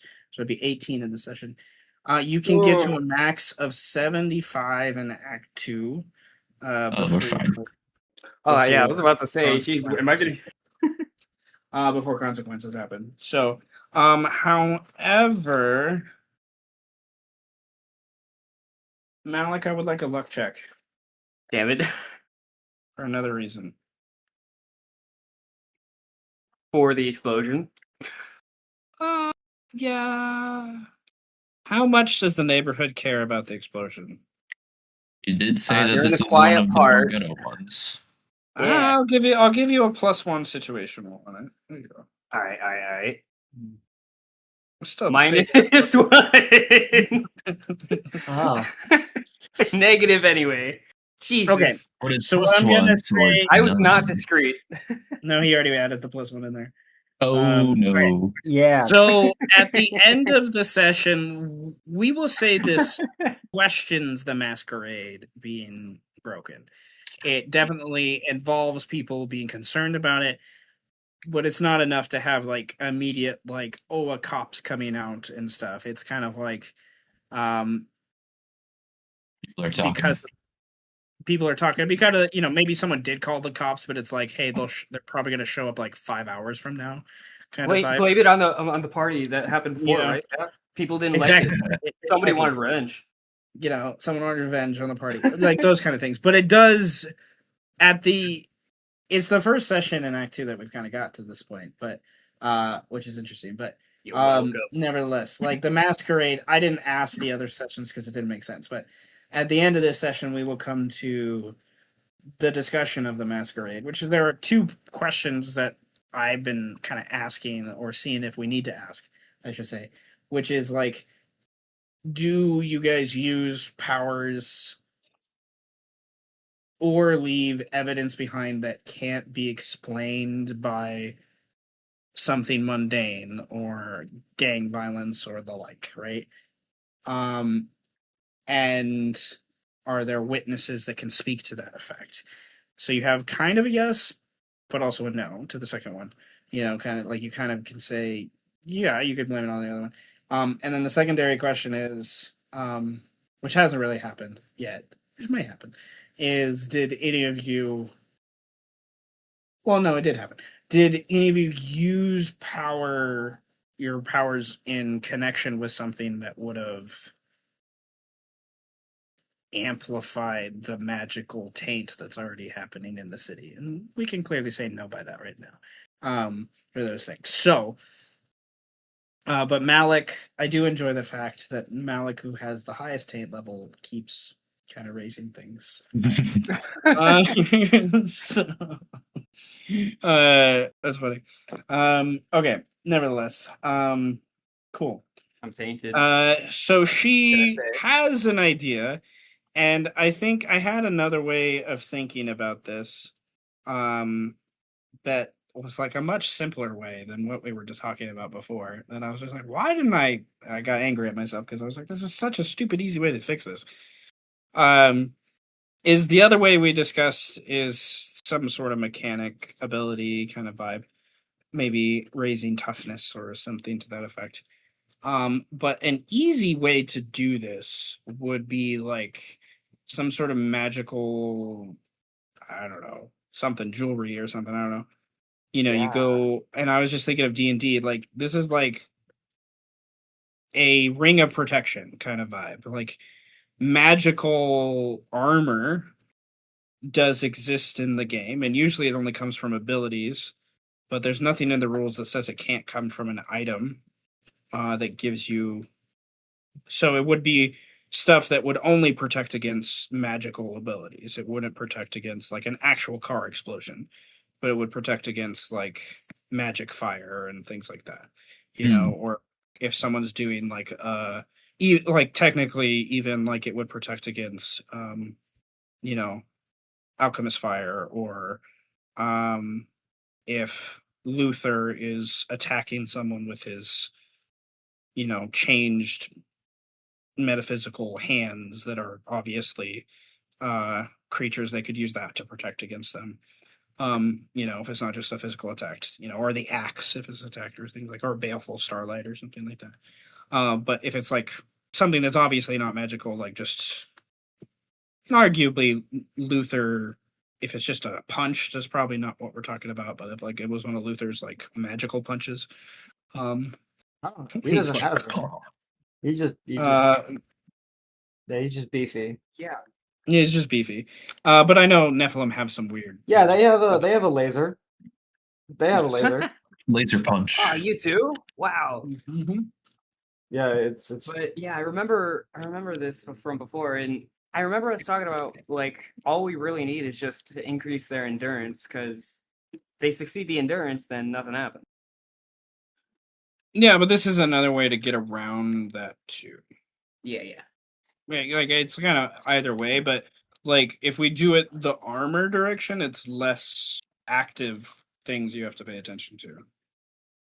Kind of vibe. So, but either way, nevertheless, it is something she will begin to work on if you agree to spend the debt. Yes, I do. I don't know if let me ask the team actually. Hey team, you guys okay with me spending a bunch of our money? Very good. You know, so you don't like burn to death. Yeah. Attention. I might be not crispy. Yes. No. We like staying crispy. We just don't want to be burnt. That's funny. All As I right, see sounds popcorn being in the other room, that's really funny. sounds like we're at agreement. So yes, thank you, team. Yeah. Okay. So, all right.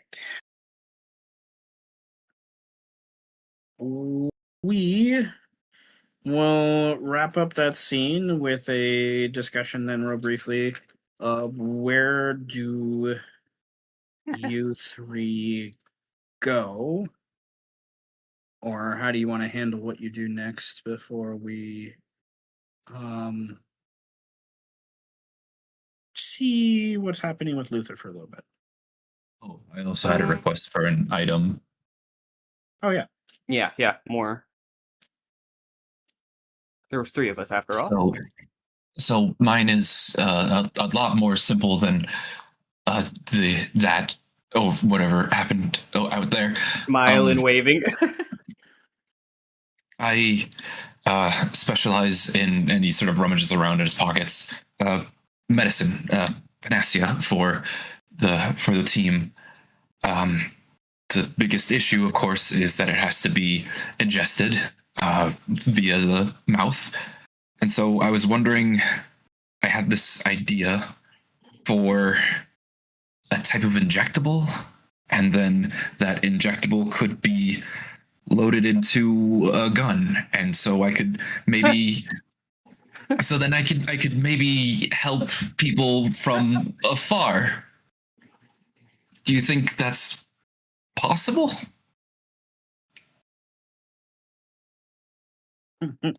Heal gun. I'm saying heal gun. Can I do heal Yeah. gun?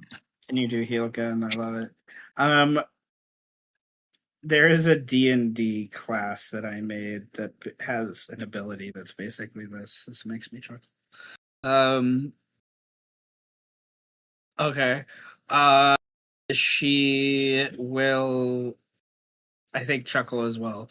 And be like, So you want a tranquilizer gun that shoots panacea bullets.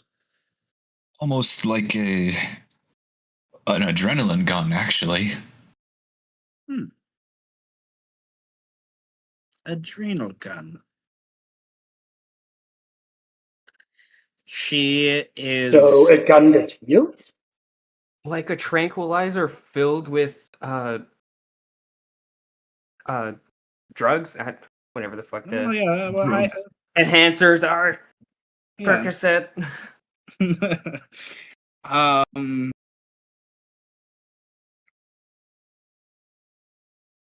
Interesting. Well,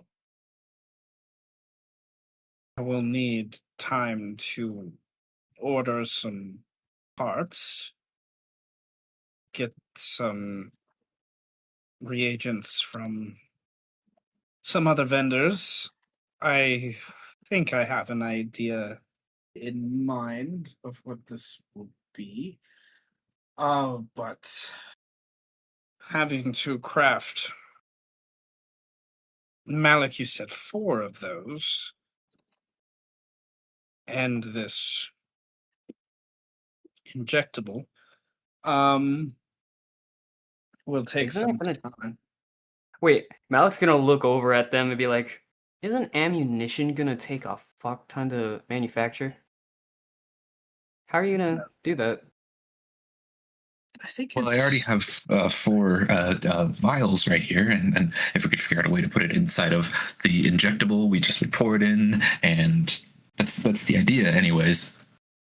I have a few ideas, he says, smiling. For once. Do they involve explosions? No, not at all. That's funny. Um.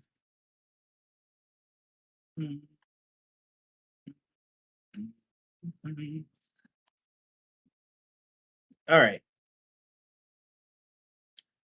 She will make a list and do some math and talk about things that she needs, to be sure. But in game mechanics terms, of how we're gonna apply this, this will be adding some more debt. Simple. And so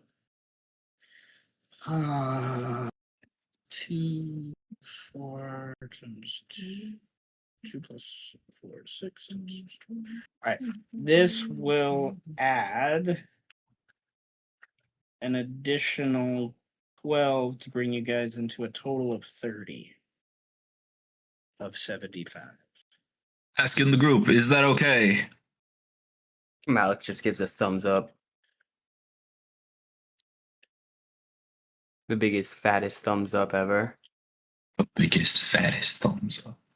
It's going to help our mission, man. Yes, yes, it's okay. For the church and Orpheus.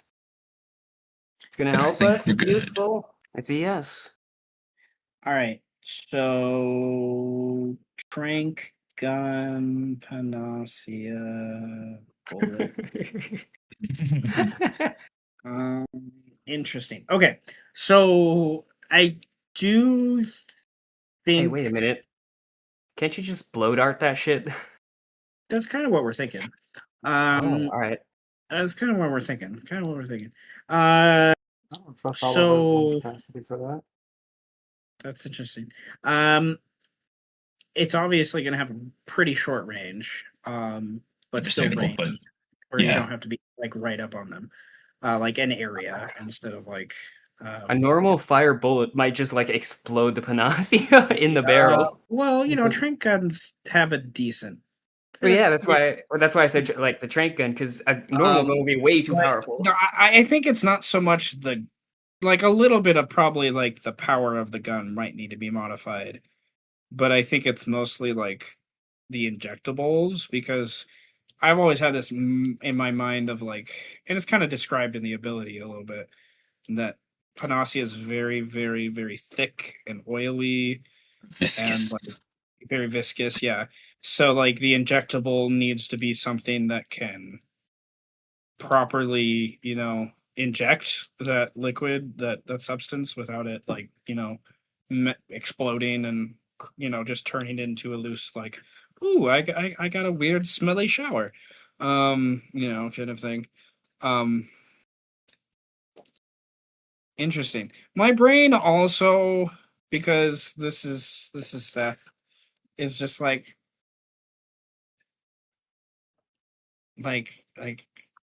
how you, I don't know, this is because like I said, this is like a class I made in D&D. But they can modify their little darts to like do different damage and like make people go stunned and like mess around with their anatomy with the different drugs they inject into it. So it's just like um it's kind of scary. It's kind of scary there, Oliver. It's just kind of scary. The different things that can happen. Now. But okay, nevertheless, in a similar vein, I think with the debt invested and things like that, and I definitely think Oliver, and Malik, you probably could if you wanted to narrate too. You're pretty fucking smart, so like you guys both could possibly assist here and there in some capacity, maybe to like speed this up a little bit as part of the narrative. With like at least maybe running errands or things like that. And definitely help. Oliver more so to, you're an alchemist yourself. So it's not like, you have a little more understanding, I think, of some of those things. Yeah, I remember the gun that Brandon's Birdman's character had that he fired how many times, and Every it almost time. always got a nat one. Always jam. Every time. Always got a nat one time. Like he didn't fire it all the time, but every time he pulled it out to fire, it's like nat one, and it was like a half dozen times. It was like literally, it's just like He never it fired became it. a running joke. It never And went it was over like off. it was supposed to be a really powerful gun too. And the irony is the dwarves suck at what they made. So, but I enjoyed it. Okay, That's because they're evil. they're evil dwarves. Mhm. Well, and again, you wouldn't say that if Horde was rocking up with his gun. Well, would never. Horg, yeah, no, Horg is a different story. Well, rules and Mm. exceptions, I think the first time Horg fired his gun, he got a nat 20 crit crazy assassin thing and did a crazy like 100 whatever He damage. one shot a beholder one time, yes. Yes, one shot a beholder. Big. Yeah. We also play with crit rules that do max damage, so that's part of why he was able to one shot a beholder. Oh, whenever I do crit rolls, it's double damage. Yes, basically yes. Yes. Yeah. But max We damage is do more like It's just more, terrifying. it's just more fun that way. it's Max, just more fun. Yeah. max damage is more terrifying though. Yeah, we do. So if the weapon's a D8, they do 8 plus a D8 Okay. when they crit. So yeah. And then whatever other modifiers. So paladin, like my yeah, my Sunday game just ended their final battle of the boss a couple weeks ago. The final big boss, and Eli plays paladin. And the monster that we're facing was this dark aberration that was vulnerable to radiant because it had a shit ton of HP and insane defenses. And so, like, radiant was one of the ways they could break apart it. And paladin, okay. So the paladin gets 2 crits in a row with his crazy stuff, and he has this crazy weapon that does extra damage and all this other stuff. He did 375 damage in one fist punch, and then he punched again. And then he punched again. And then he punched again. And then I was just like, okay, well, you activated the mythic action in one turn. Like, okay. But it was fun. It was a side story. All right.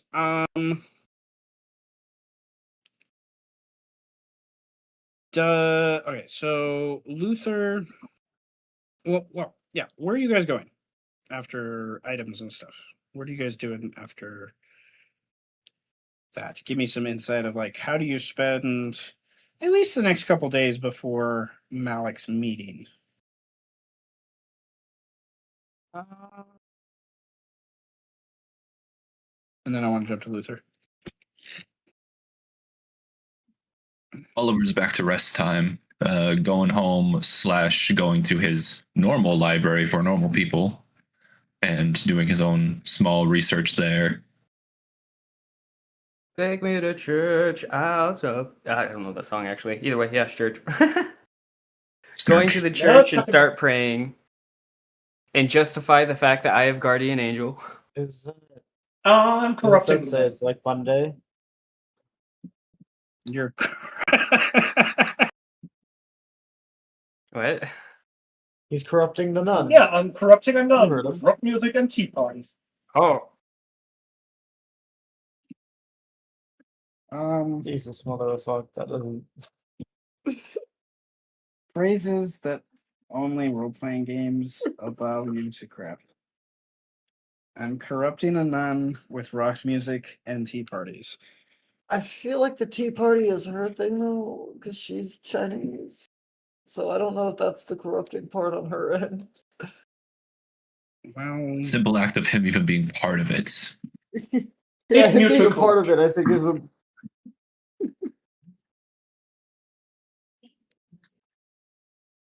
that's funny. Okay. Cool.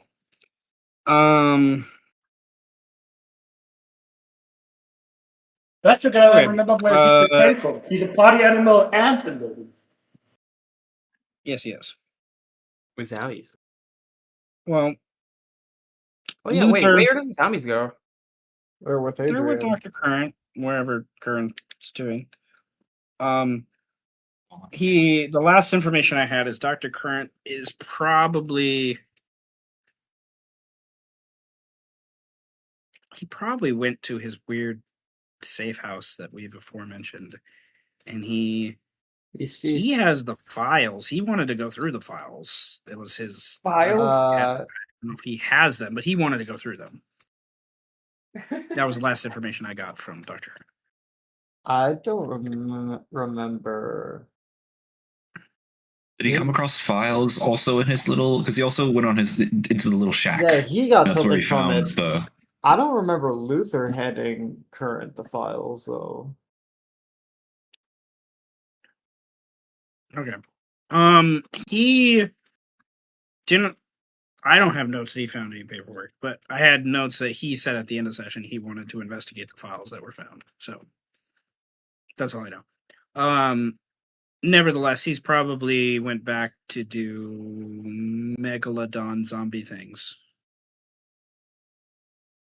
No, yeah, certainly. Another phrase that only role-playing Zombie. games create. Megalodon. All right, Luther drives home early morning.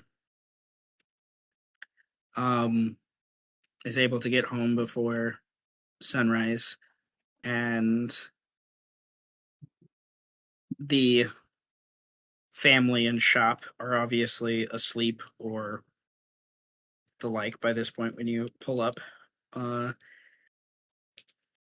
They've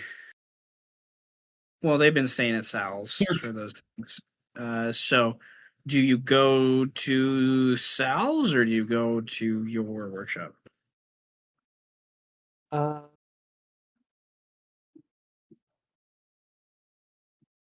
mean, it's been over a week. We should have already had the locks changed and everything. Yeah, that's true. Yeah, so they should be back home. Yeah, okay. But I do think he would go to the workshop though. Okay.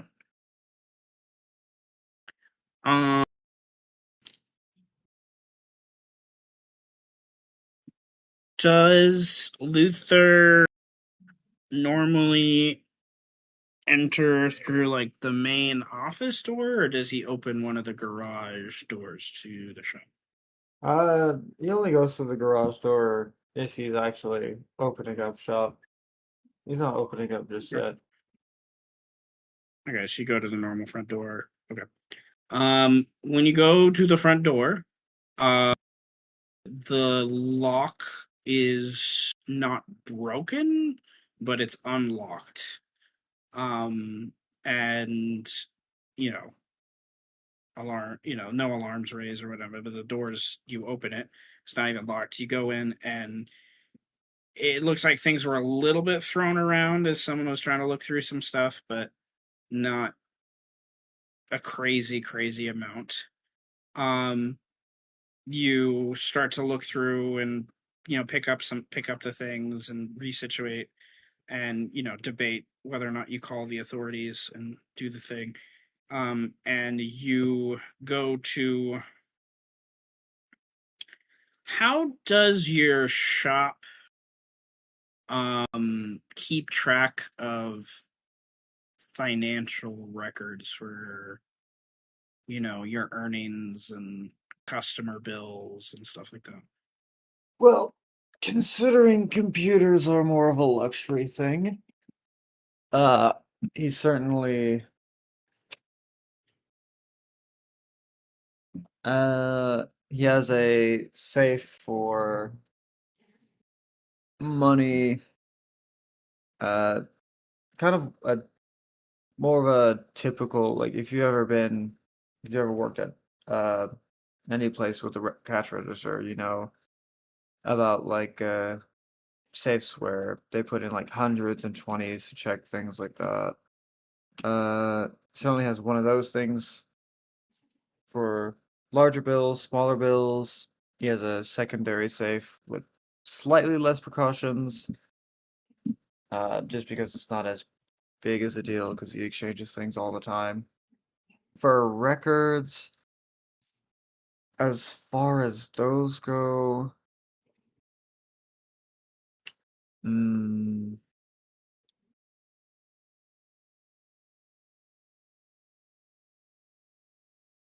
I think the money he certainly locks up. Records, he doesn't have them. Like, they're at best in a drawer that he just locks with a key. So it's not like heavily fortified type of thing. Okay. Okay. All right, cool. Um, Luther, stuff is just like messed up, and obviously the safes were just like taken, not even broken into, hefted out, if you will, and your files of customers and stuff, like some of them are ripped up, some of them got burnt, some of them got cut up with like the scissors and stuff like that. And eventually you find, as you are cleaning up and just trying to understand what's all missing, a note that says,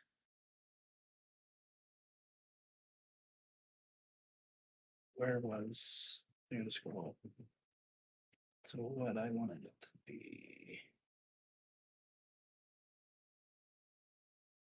I'm gonna put it on a different page. Sorry.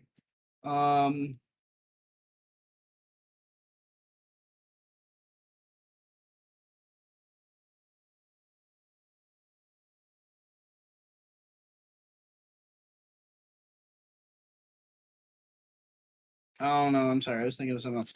Never mind. Nevertheless, I was thinking of a different scene. He, you do find a note that basically has,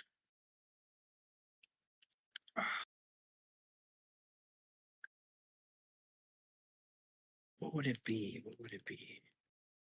That Luther would recognize. Okay, you see on it like a stamp, and this paper was kind of crumpled up, but in it is like this black, very heavily inked stamp. That's probably about the size of, not your palm because your hands are huge, but the average person's palm. Um, and the paper itself is an average, 8 by 11 page. And the stamp is a triangle that, by the way the black ink looks, you're pretty sure it is a half circle that's in the triangle, and then there's these marks that like exit from within the circle from within the triangle from where the half circle kind of is. So it's like triangle, then a half circle within the triangle, and then like 3 lines that arch out of the triangle to the right from inside the circle, which is within the triangle. And your brain, I would say, links that the triangle, for whatever reason, it's the similar shape to the triangle head people you saw at the party a couple weeks ago. Like, it's almost the same exact triangle shape. So that's the only recognition you have of what the symbol means, other than someone's leaving a calling card saying, "We did this," kind of vibe. And it's that alone lets you know that I think Luther would come to the conclusion that this is a targeted venture towards you, not a random burglary, not a random, stealing of money. They stole the money, yes, but they did it because it's you. Psychometry on everything. I don't care how much humanity you're gonna make me pay for this. Uh, uh, goodness.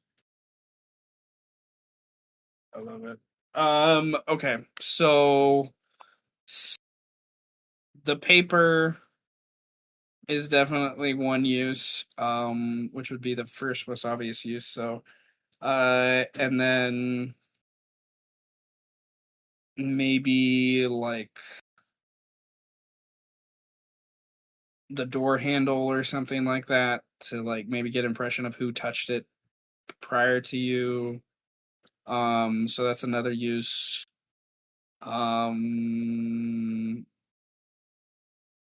Maybe where the biggest pile of papers seems to be both burnt and kind of ripped up, and that's another use. So that's 3, and then maybe the scissors, because someone spent a lot of time with scissors cutting stuff. It seems so. That's 4. So we'll say 4 uses. In general, and if you have another idea, then we can do that. I'll run with it. Okay, so door. Oh. Papers. Skizzers. What did I say was the 4th one? Pile of papers. Oh, I got that. The calling card. Calling card, door, pile of papers. Oh yeah, scissors. yeah. Cool. Thank you. Cool.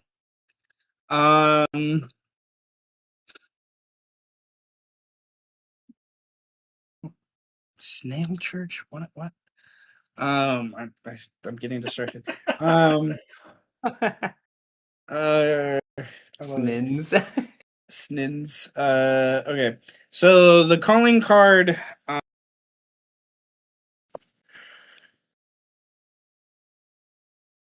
I think it's a vague imagery of a young man.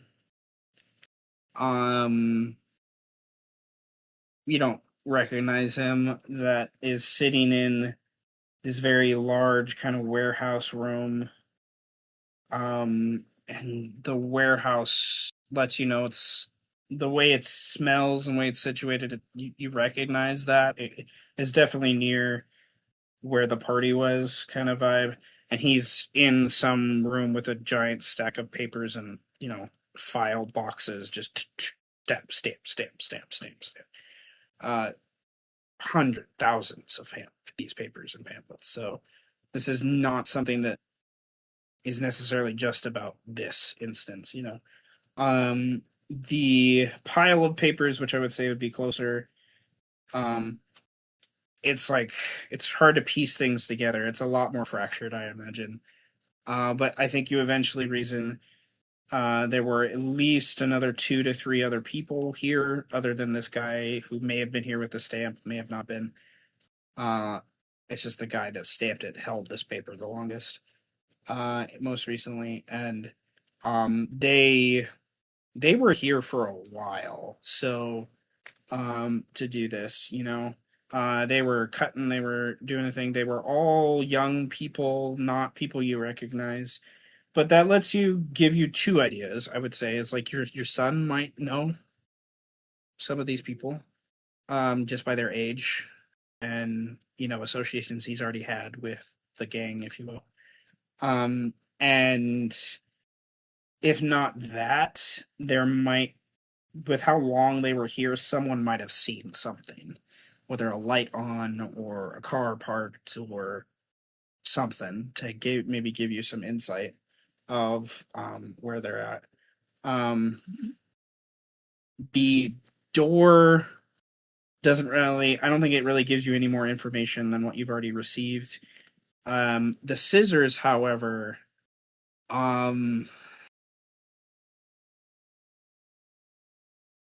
I definitely think you get an image of a very specific person with the scissors. They were doing this a long time, and they didn't have to. They could have burnt it. They could have ripped it.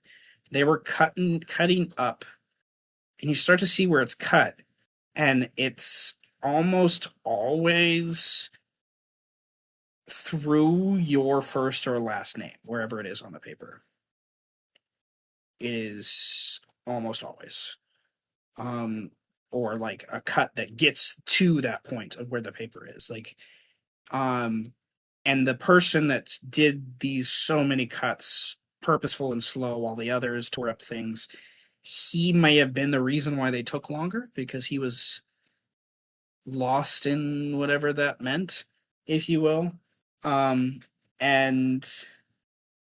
you, I don't know, he's a imagery of this very, I could sit here. Could be one of 2 people now I think about it. But all right, we're gonna go with the original idea. You see a very, how do I want to imagine this? If you've seen, which most of you I know have, in Avengers Endgame, Thanos' sons, the one that's the telekinetic Squidward. Squidward, Their yes. sons? Yes. But yeah. There are Thanos' sons, yes. Squidward, imagine someone that looks like that, but is Ew. obviously human. A very ugly person that So Voldemort. has, sure. But like dresses really nice, but has obviously some sort of, like, to the point, like he has like a facial deformation or something. Like he like to that point, but he has that body build, that very slender, like keep it close and defined, and like long and lengthy. I love the Squidward idea. Yes. So this guy was there, and the psychometry lets you hear that someone calls him Mr. Ferrick. Someone says Mr. Ferrick while they're there. Like, are we ready to go? Is it time to go? Oh, give me 1 more minute. Kind of vibe, so you have a name, a demeanor of someone, right? You have some understanding of local young gangs and stuff being involved. Definitely, yeah, Voldemort, but like, yes, tighter torso and much more slinked in hips and the way they walk and things. I just looked up Voldemort in a suit. Yeah. It works. So Luther, do you call the cops? What do you do? Luther writes a note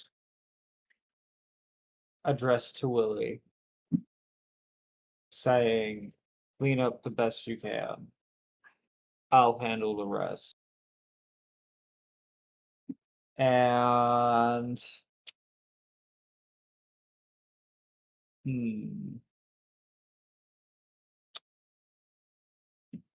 he's not calling the cops because he's black, so that's not a good idea.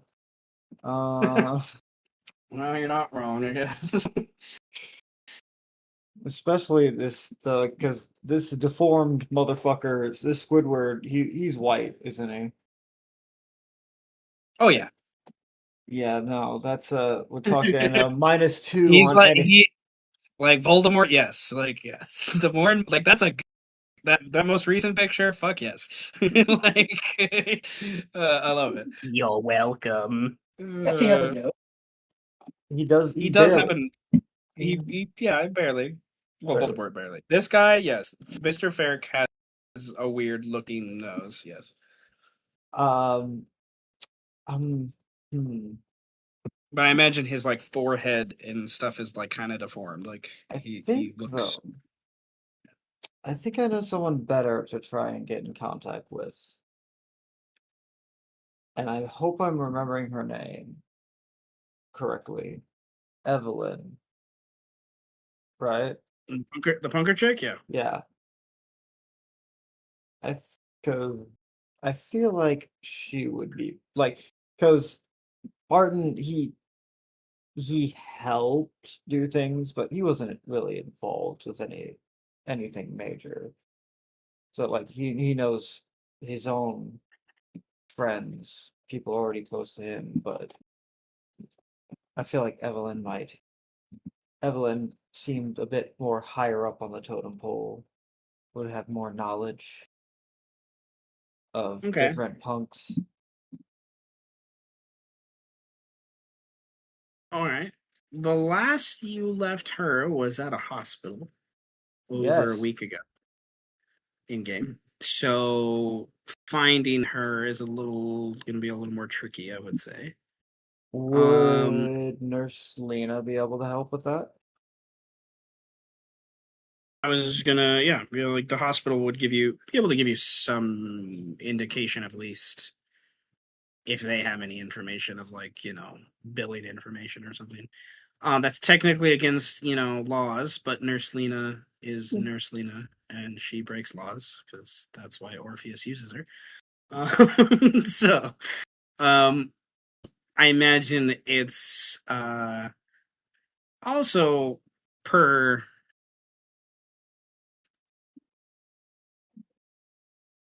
I did this on purpose, I think, with most of you. All of you, I gave a loose connection for Nurse Lena beyond Orpheus for this very purpose. So I also, per things that I've mentioned before, Nurse Lena, she's one of those nurses that she's been there long enough that she probably was there at least during Martin's birth, if not like in the hospital while he was after his birth. Like she's known your family for almost 15 years, kind of vibe. So I think there's like a little bit of that rapport that matters a little to this element as well. So Luther leaves the shop with the note. Willie will be in a couple hours, and you get in your car, drive to the local hospital. Park, hustle your way in. Have to, well, I don't know. Do you wait in line and try to do it the official way and talk to a person to get Nurse Lena, or do you do the Impossible Geometries version and just go in the hospital and find her, see if she's in there?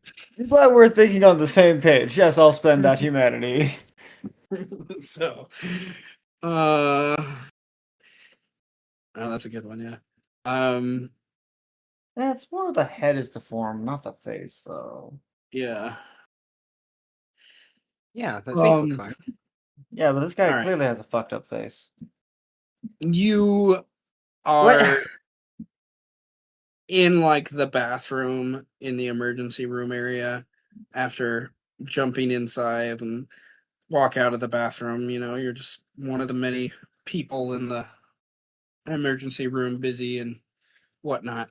I would like you to roll me a luck check to see if she is A 1. in the. Okay. I would say it's like you see her down the hall, crossing into another hall to like go down another hall into a room. You see her across the hospital emergency room area.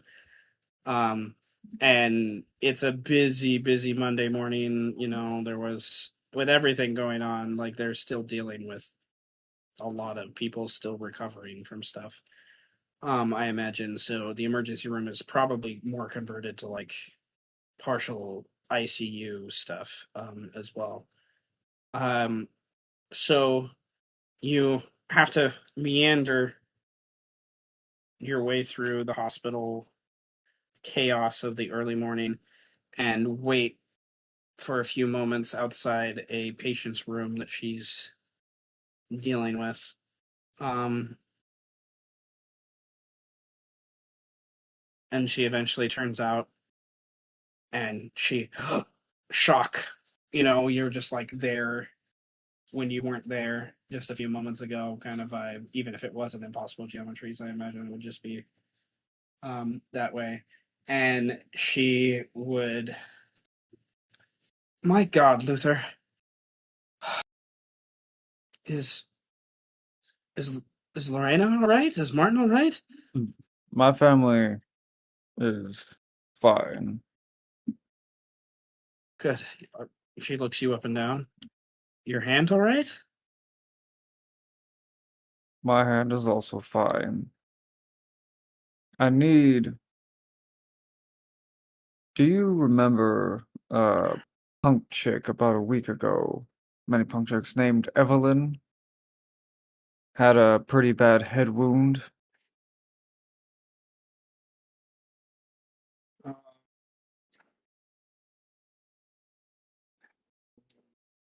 uh, maybe. Yeah.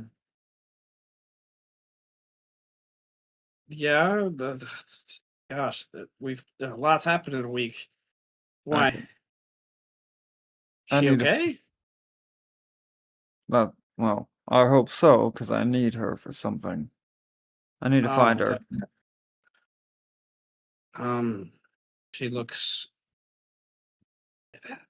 Okay. I'm not working the desk right now, but um,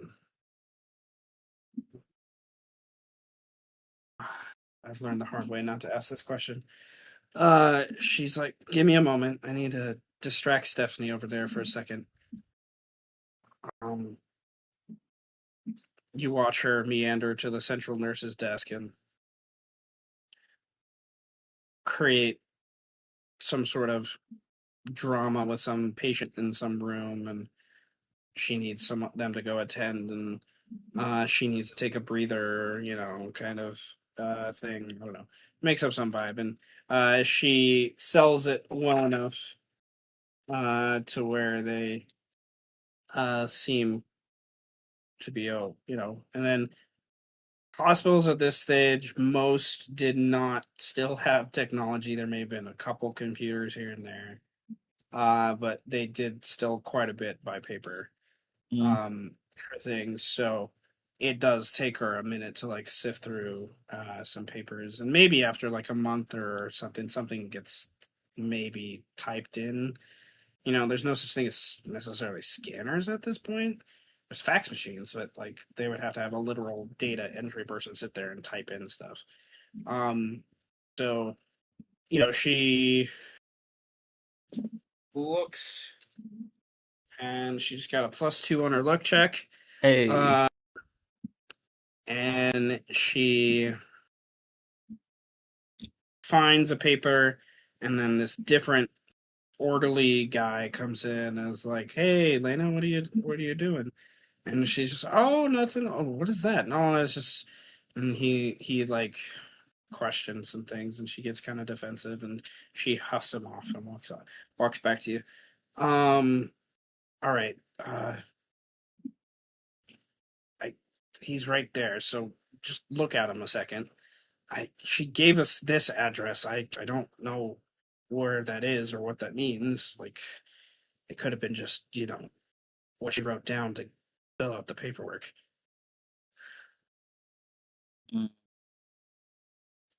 Luther takes a look at the address.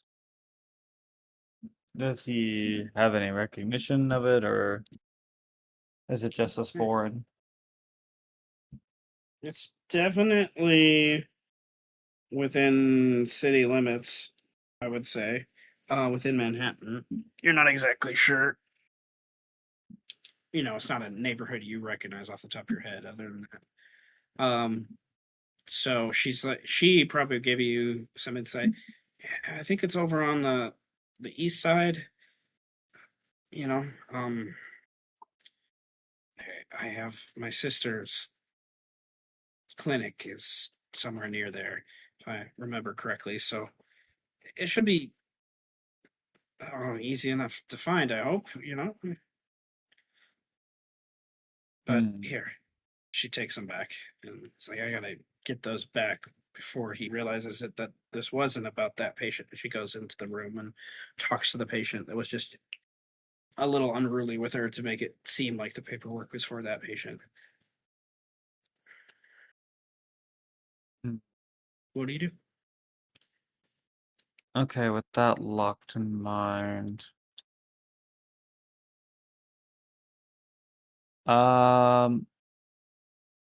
Luther's gonna head to a payphone.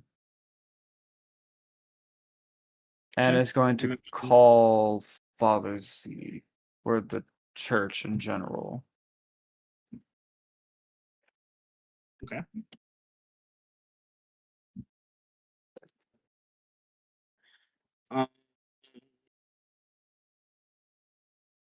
It rings and rings and rings, but you do not get an answer.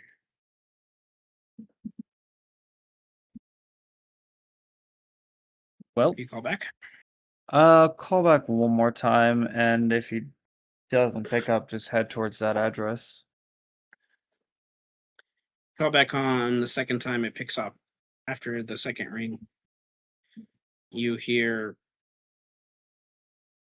a voice you don't recognize. It's probably just a volunteer from the church that answers the phone. Hello, it is quite early. We don't have mass for another 2 hours.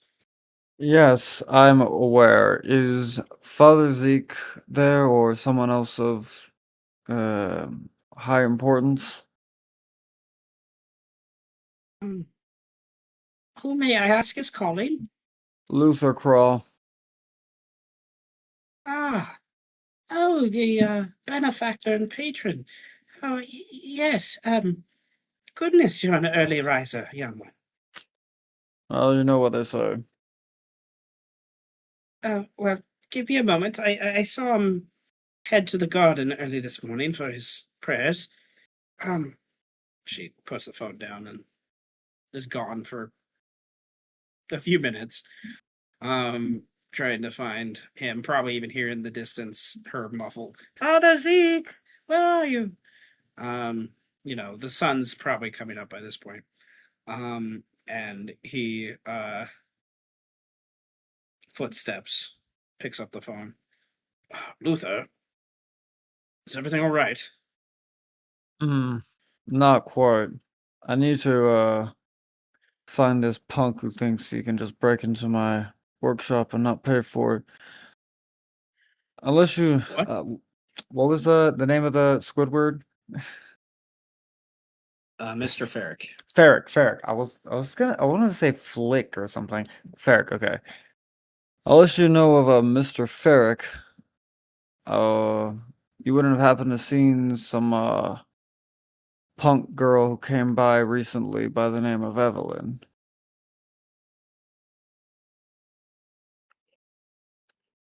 Oh, Mr. Ferrick. I don't know. Evelyn. Punk. Bunker check.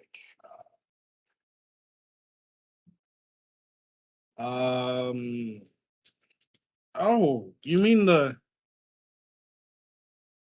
the spellcaster from the Knights on the Wharf?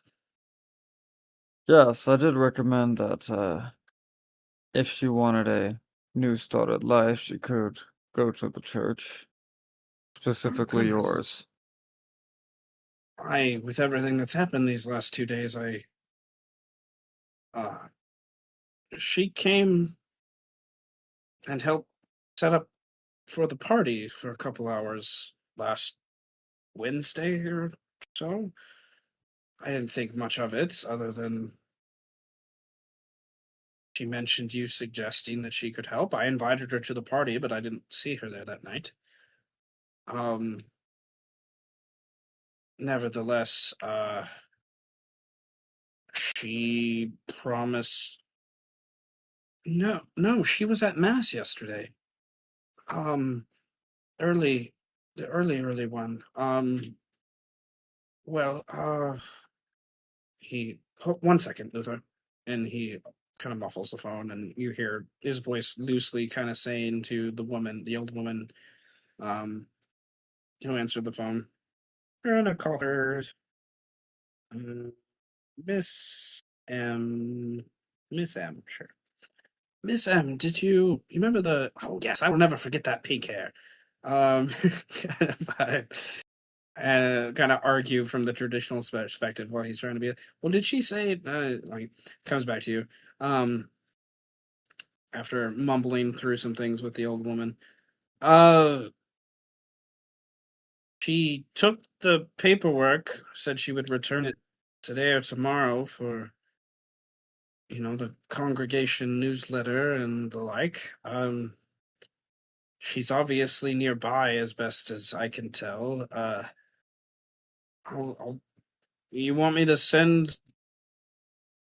I can send Sister Amara or Sister Chen to go walk about the neighborhood.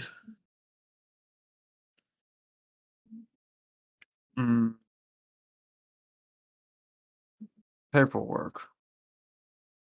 Is there something that she's touched by the church recently that only she has?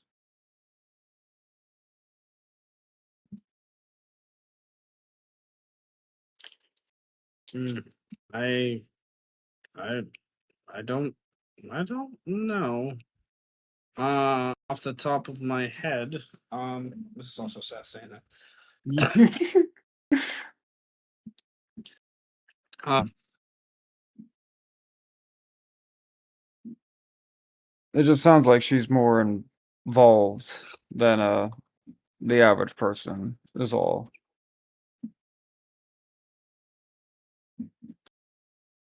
hmm, well, I just rolled a +1 on the die, but I'm not sure what it would be. So I'm gonna go with inspiration from what happened the last week of school when one of my students left his cross. And I tried to get it back to him 3 times, and he inevitably forgot about it the third time. So I kind of like the idea of him brushing away and asking a random question to Miss M. Did you give her a rosary or the like? Kind of a. She returned it to me. She said she wasn't ready, but she held on to it and said some prayers with it before she did. Huh. You hear that, Luther? Em, you still have that rosary? Yes, I was going to give it back to her when she came to church next week. I'll be over within the hour. All right. Drive safe. He hangs up. Okay. Take me to church, God. That's funny.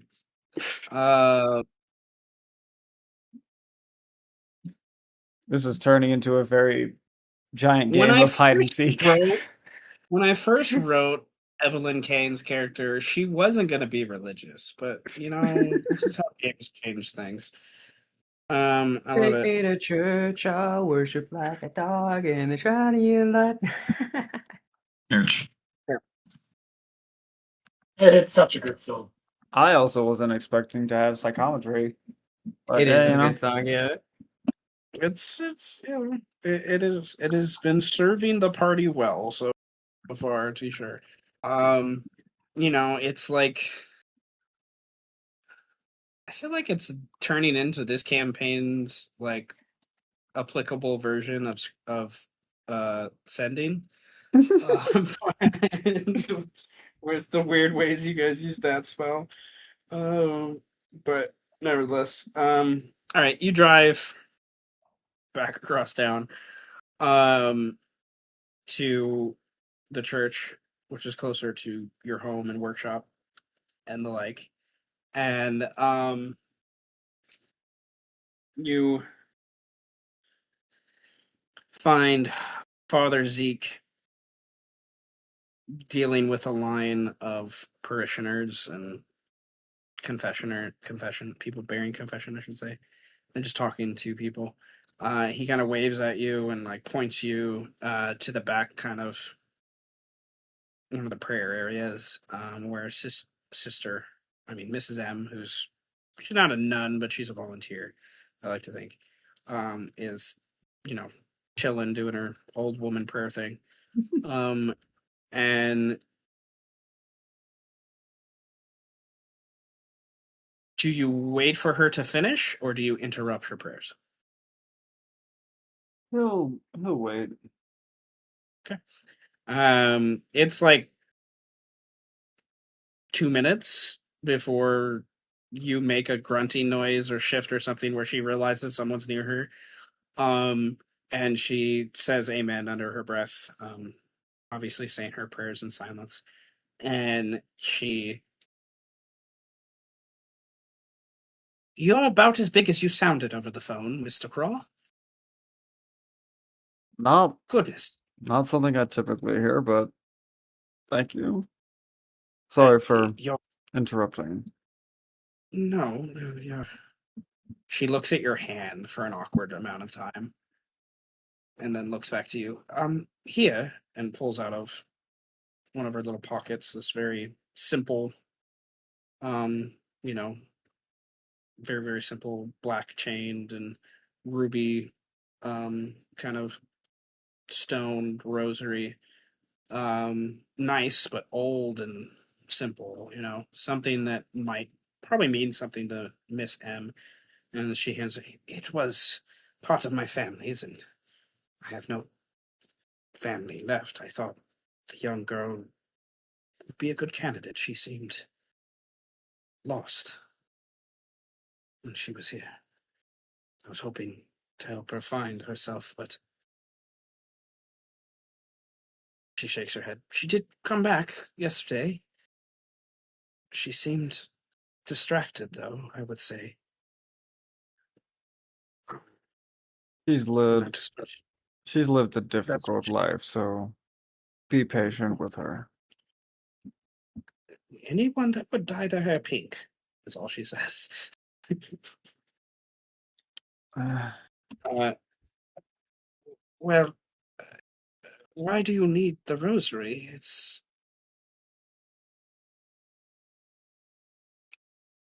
Well, sometimes you just have to get your hands on things to know where God is trying to direct you, you know? Yes, yes. You know this young woman, then? Yes, I recommended her to come here. Oh, I see your wife here often, Mr. Craw, but I must admit, I mean this is no offense. I did not take you as one of as a devout. As your faith seemed something to be more of your wife's than yours. I'm not one for the spectacle of the crowd. I prefer keeping my beliefs to myself.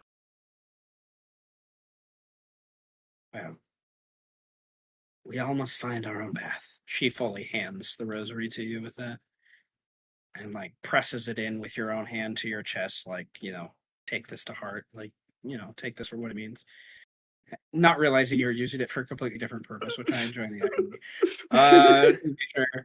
This little woman, and then she sees someone else come into the church, and she's the volunteer to greet people and help with things and the like. And so she excuses herself and lets you take her spot in this prayer, corner, if you will, to kneel down and do the prayer thing. And she gives you your privacy to do so. And hear her footsteps walk away, and Father Zeke still murmuring, and then a door open to the confession booth as someone goes into confession with him. And, the lady, Miss M, starts to talk to the other parishioner and welcome them. They seem to know each other. What do you do? Okay, let's psychometry this bad boy up. Do you pretend to pray while you do it? Yes, he Okay. does. I just wanted to know, like, what lit Miss M would see from the other side. Would she Like- see you? Because Luther was absolutely bullshitting that entire conversation. He like, because yeah, he believes in a god, but he's not very devout for any religious things. So it's like, how do I explain this in a way that this religious person would understand? It's one of you simple motivations. You manipulated them well. They want to proselytize and convince people to join the faith, and that's what you said you're going to do. So she was, okay, cool. She's also a woman in her late 60s, so she's relying on hope a little bit more, right? All right, so you kneel down and you put the rosary in front of you like you're holding it for prayer, but it's really you, I imagine, just holding it in the palm of your hand and you closing your eyes to focus on Evelyn, not the prayer, right? Where is Evelyn? Where did Evelyn go with this? She had this inner possession for a day, 2 days. No, sorry, bad math. Seth's fault. 4 days. Like she had it and then she returned it after that time. So it went with her for a good number of time, right? So you're trying to focus on that journey, So you have to like push past the last 24 hours that it was in the possession of Miss M, and probably a prayer or two she said with it, out of like, just a family heirloom returning, if nothing else. So, you push past that idea and you see Evelyn. I imagine the first imagery that that kind of comes to mind to me is like her walking down the street, and her going late at night to some like some sort of like, what's the word I'm looking for? Bar, like club thing somewhere, and the music is very loud, and she is going there to be distracted and like, to get lost in her humanity again, and it's just like a night of dancing. And she meets someone. They're drunk, they're making out, they're about to leave, go home to her place or his place or the like, and she stops, and because the rosary comes out, and there's like this like guilt and pressure that kind of comes out for that kind of idea, and she pushes the guy away. It kind of turns into this fight, and she like walks home in the dark, kind of absentmindedly and drunk, and comes home, and you have her break down, and like self-impose like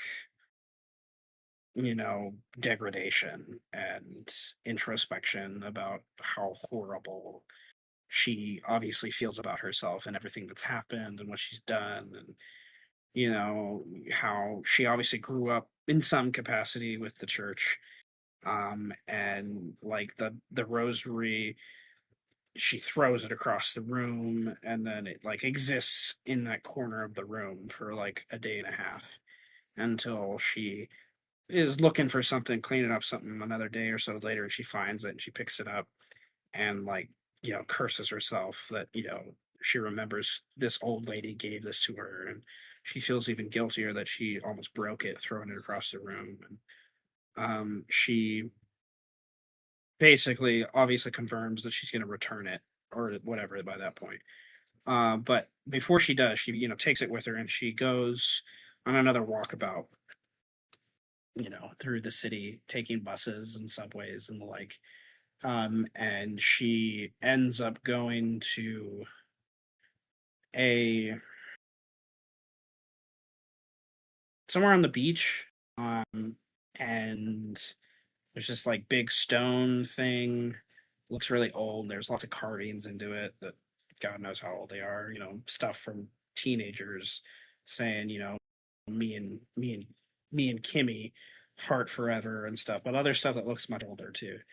And she kind of puts her hand on that stone and she says a prayer, if you will, but it's more than a prayer. It's kind of like a proclamation, and you don't know what she's saying. It's just something that she holds the rosary and kind of says this, not to the rosary, not to God. It's just that symbolism is there. It's mostly to the stone, it seems. And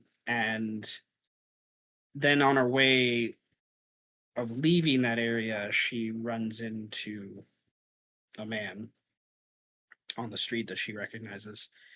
And the initial gut kind of idea is like, is this, the guy from the night before that, she met at the bar? And it's not. And you,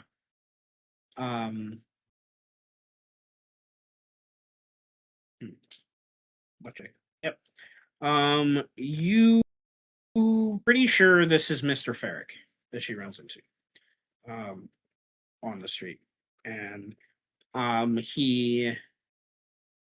they pull off to the side, have a very disgruntled conversation. She ends up pushing him away and says something to the effect of, I'm not doing it. And he leaves her to walk away. And then the next kind of image is her being at the church the next morning, being part of Mass, and then at the end of Mass telling Mrs. M, thank you, but I don't think I deserve this. Mrs. M saying, well, I'll hold on to it till you feel like you do, kind of thing. And it's obviously Evelyn's not sure how to take that, and then she leaves. So, but gets invited to come back, does that thing. I imagine there's something else I forgot in there just because my brain was getting distracted. But she would have had a meeting with Father Zeke somewhere in there, like a confession or something to the effect, before she got rid of the rosary, I just imagine, for those things. But Can I do a willpower awareness to get a sense of where she was staying at, if not the exact spot? Like, can I divining rod this shit too?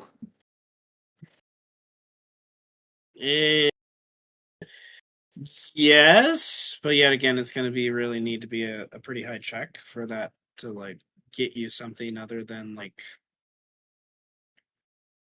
I know generally what direction to go in. Okay, well, we'll use all the potential. Game, I'm gonna stab you in the fucking throat. Oh, fuck it. In lieu, +1, 4, 5, +3 strain, 8. Principles activate that. Leave nothing to chance for an additional 2, so it's a 10. A 10. A 10 again, guys. A 10 again. Very cool, casual 10. Where's the cool A guy? frustrated 10, by the way, who, after saying, I don't want to even do the dice anymore. Guys, I just want to remind you, in the rule book, a 10 literally says Herculean tasks even a trained person could not handle without stupendous luck. That's what I want to say. That's what I want to say. This is what and that's where it is. It's like this is luck. Like 100%. Like, do I just generally have a good idea and feeling about this? Because it's like you're trying to extrapolate and triangulate using figments of memory from objects. Like it's Making just his own luck. I love it. I love it. I love it. Hey, I had to spend every resource I fucking had to make You it did. happen. You did very much. Like you definitely strained yourself to make this work. For narrative ways of saying that. Okay, cool. I just like the next rank 13 to 15 says tasks essentially impossible without both training and supernatural ability. This is almost to that point. For those things, I'm fine with the 10 though. Goodness gracious. Okay. Too good. Too good. Well, you guys are getting at that point in the game. Once we get to level 10, as we We were played in the always at previous that campaign, point. things get crazy. I can't wait until we do our first 30. Which did 30. happen. It did happen a couple times in the game last time. Insane. I will mind you, one of them was a hero, and heroes get crazy bonuses, but Yeah. there's things that happen. Not just you. But okay. So Luther has a general idea. And I yet again, it's like Luther has this weird tuning fork pole that he gets in the car and he just kind of figures out where to go. It's not really a rhyme or reason for it. He has certain imagery in his mind from these figments that he keeps trapped in that focus and kind of wills himself through the city streets to find Evelyn's kind of place. Or at least the idea of where Evelyn was when she had the rosary I threw a couple weeks ago. Okay. So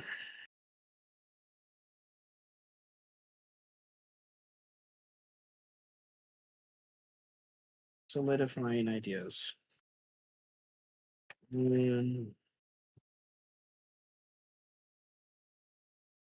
Like goop on a floor, it rises and forms a solid shape. All right. So I think in interest of time and a text I just got from my father, and things, I'm gonna wrap up the ideas with you come to the very dilapidated and aged apartment tenement area that she was obviously in these last couple days. You ask around a little bit and are able to kind of pinpoint a home development, a house itself, a structure, probably even a better word, because it's probably broken down and nasty. That the woman with pink hair that matches Evelyn's description has been seen kind of, squatting in, if you will. Obviously homeless, obviously, doesn't have anywhere to go after the hospital visit and all these other things. And this is off the beaten track enough to where you're pretty sure she's trying to stay out of the chaos of the cult that's been going on in Arthur Finn. Like she's trying to keep her distance. Like it just, why else would you go to a place like this? Doesn't make sense otherwise. In your brain. So you go to the actual apartment, cell, if you will, and she is not there. Like there's no locks or anything. You just kind of open the door, and it's obviously someone squatting here, and there's stuff stacked up, and a lantern, candles, and the like that are blown out. Like someone was here within the last 24 hours, but she's not currently in the room. For those things. So the question comes: do you wait for her, or do you return at a later date? Hmm. Does it look? I mean, obviously, it all looks like shit, but does it look like whoever's stuff is here, that it's still intended to be here? And like, does it look like whoever's stuff this is, they're intending to return? Like it wasn't just left in Yes. haste. Yes. And I also think some of the people you talk to, they're scared of Evelyn. Like Evelyn has this vibe where they call her a witch without calling her a witch, kind of thing. That crazy bitch. Yeah, they call her a No. bitch. Like she's obviously like nuts, and she's using that bravado to ensure people don't mess with her, kind of vibe. No, he'll wait. Okay. So it's going to be a couple hours before she shows up.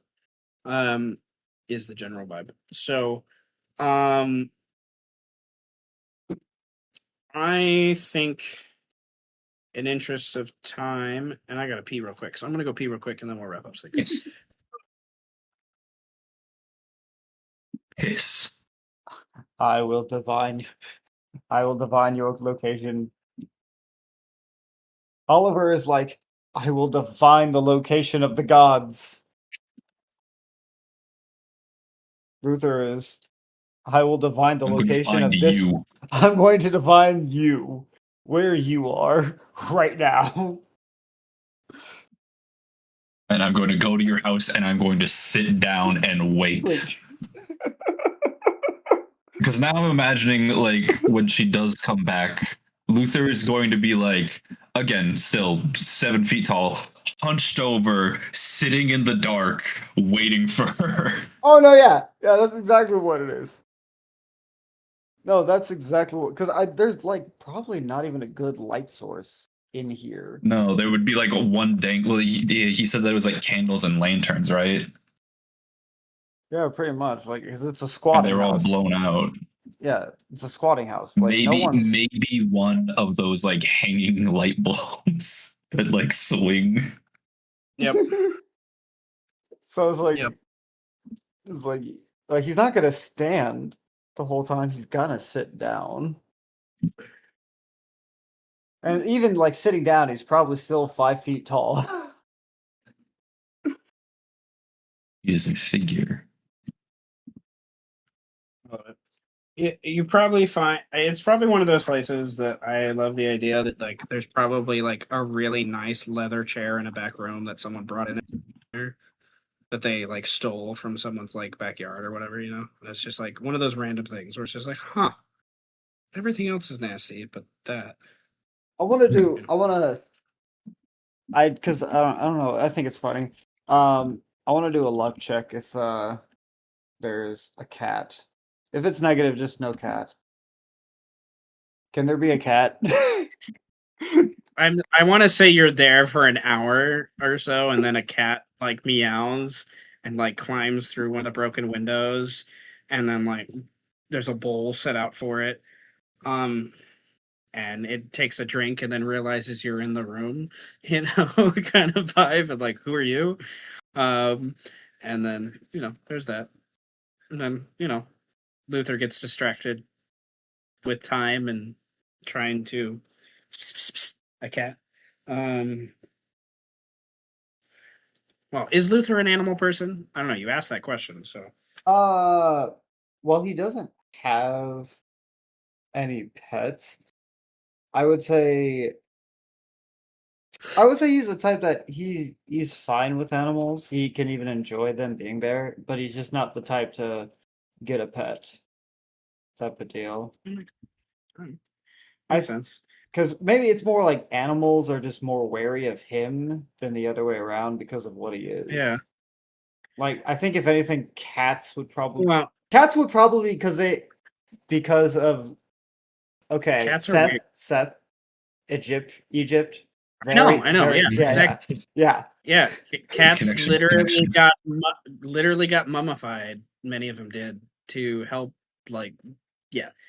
Well, and also the weird, even witch and occultist beliefs about how cats are guardians of the afterlife in other capacities, and like literally can see ghosts and things like that. If you've seen Constantine, the scene with the cat is one of my favorite scenes in that movie. It's like, it's very cool how they did that. So no, it makes sense. I also, in another layer, Evelyn is one of their multi-class, and one of their classes is witch. They just don't have familiar yet. So she should get on that. Yeah, well, she did blood curse and flight is what she focused on. But I got Evelyn is 100%, guys. Evelyn's character was inspired from the podcast. I just took one of the main characters from the first season and made her evil. If they were evil, what would they be? And then you guys. Arguably, the other one's not too good either. Yeah. Nevertheless, cool.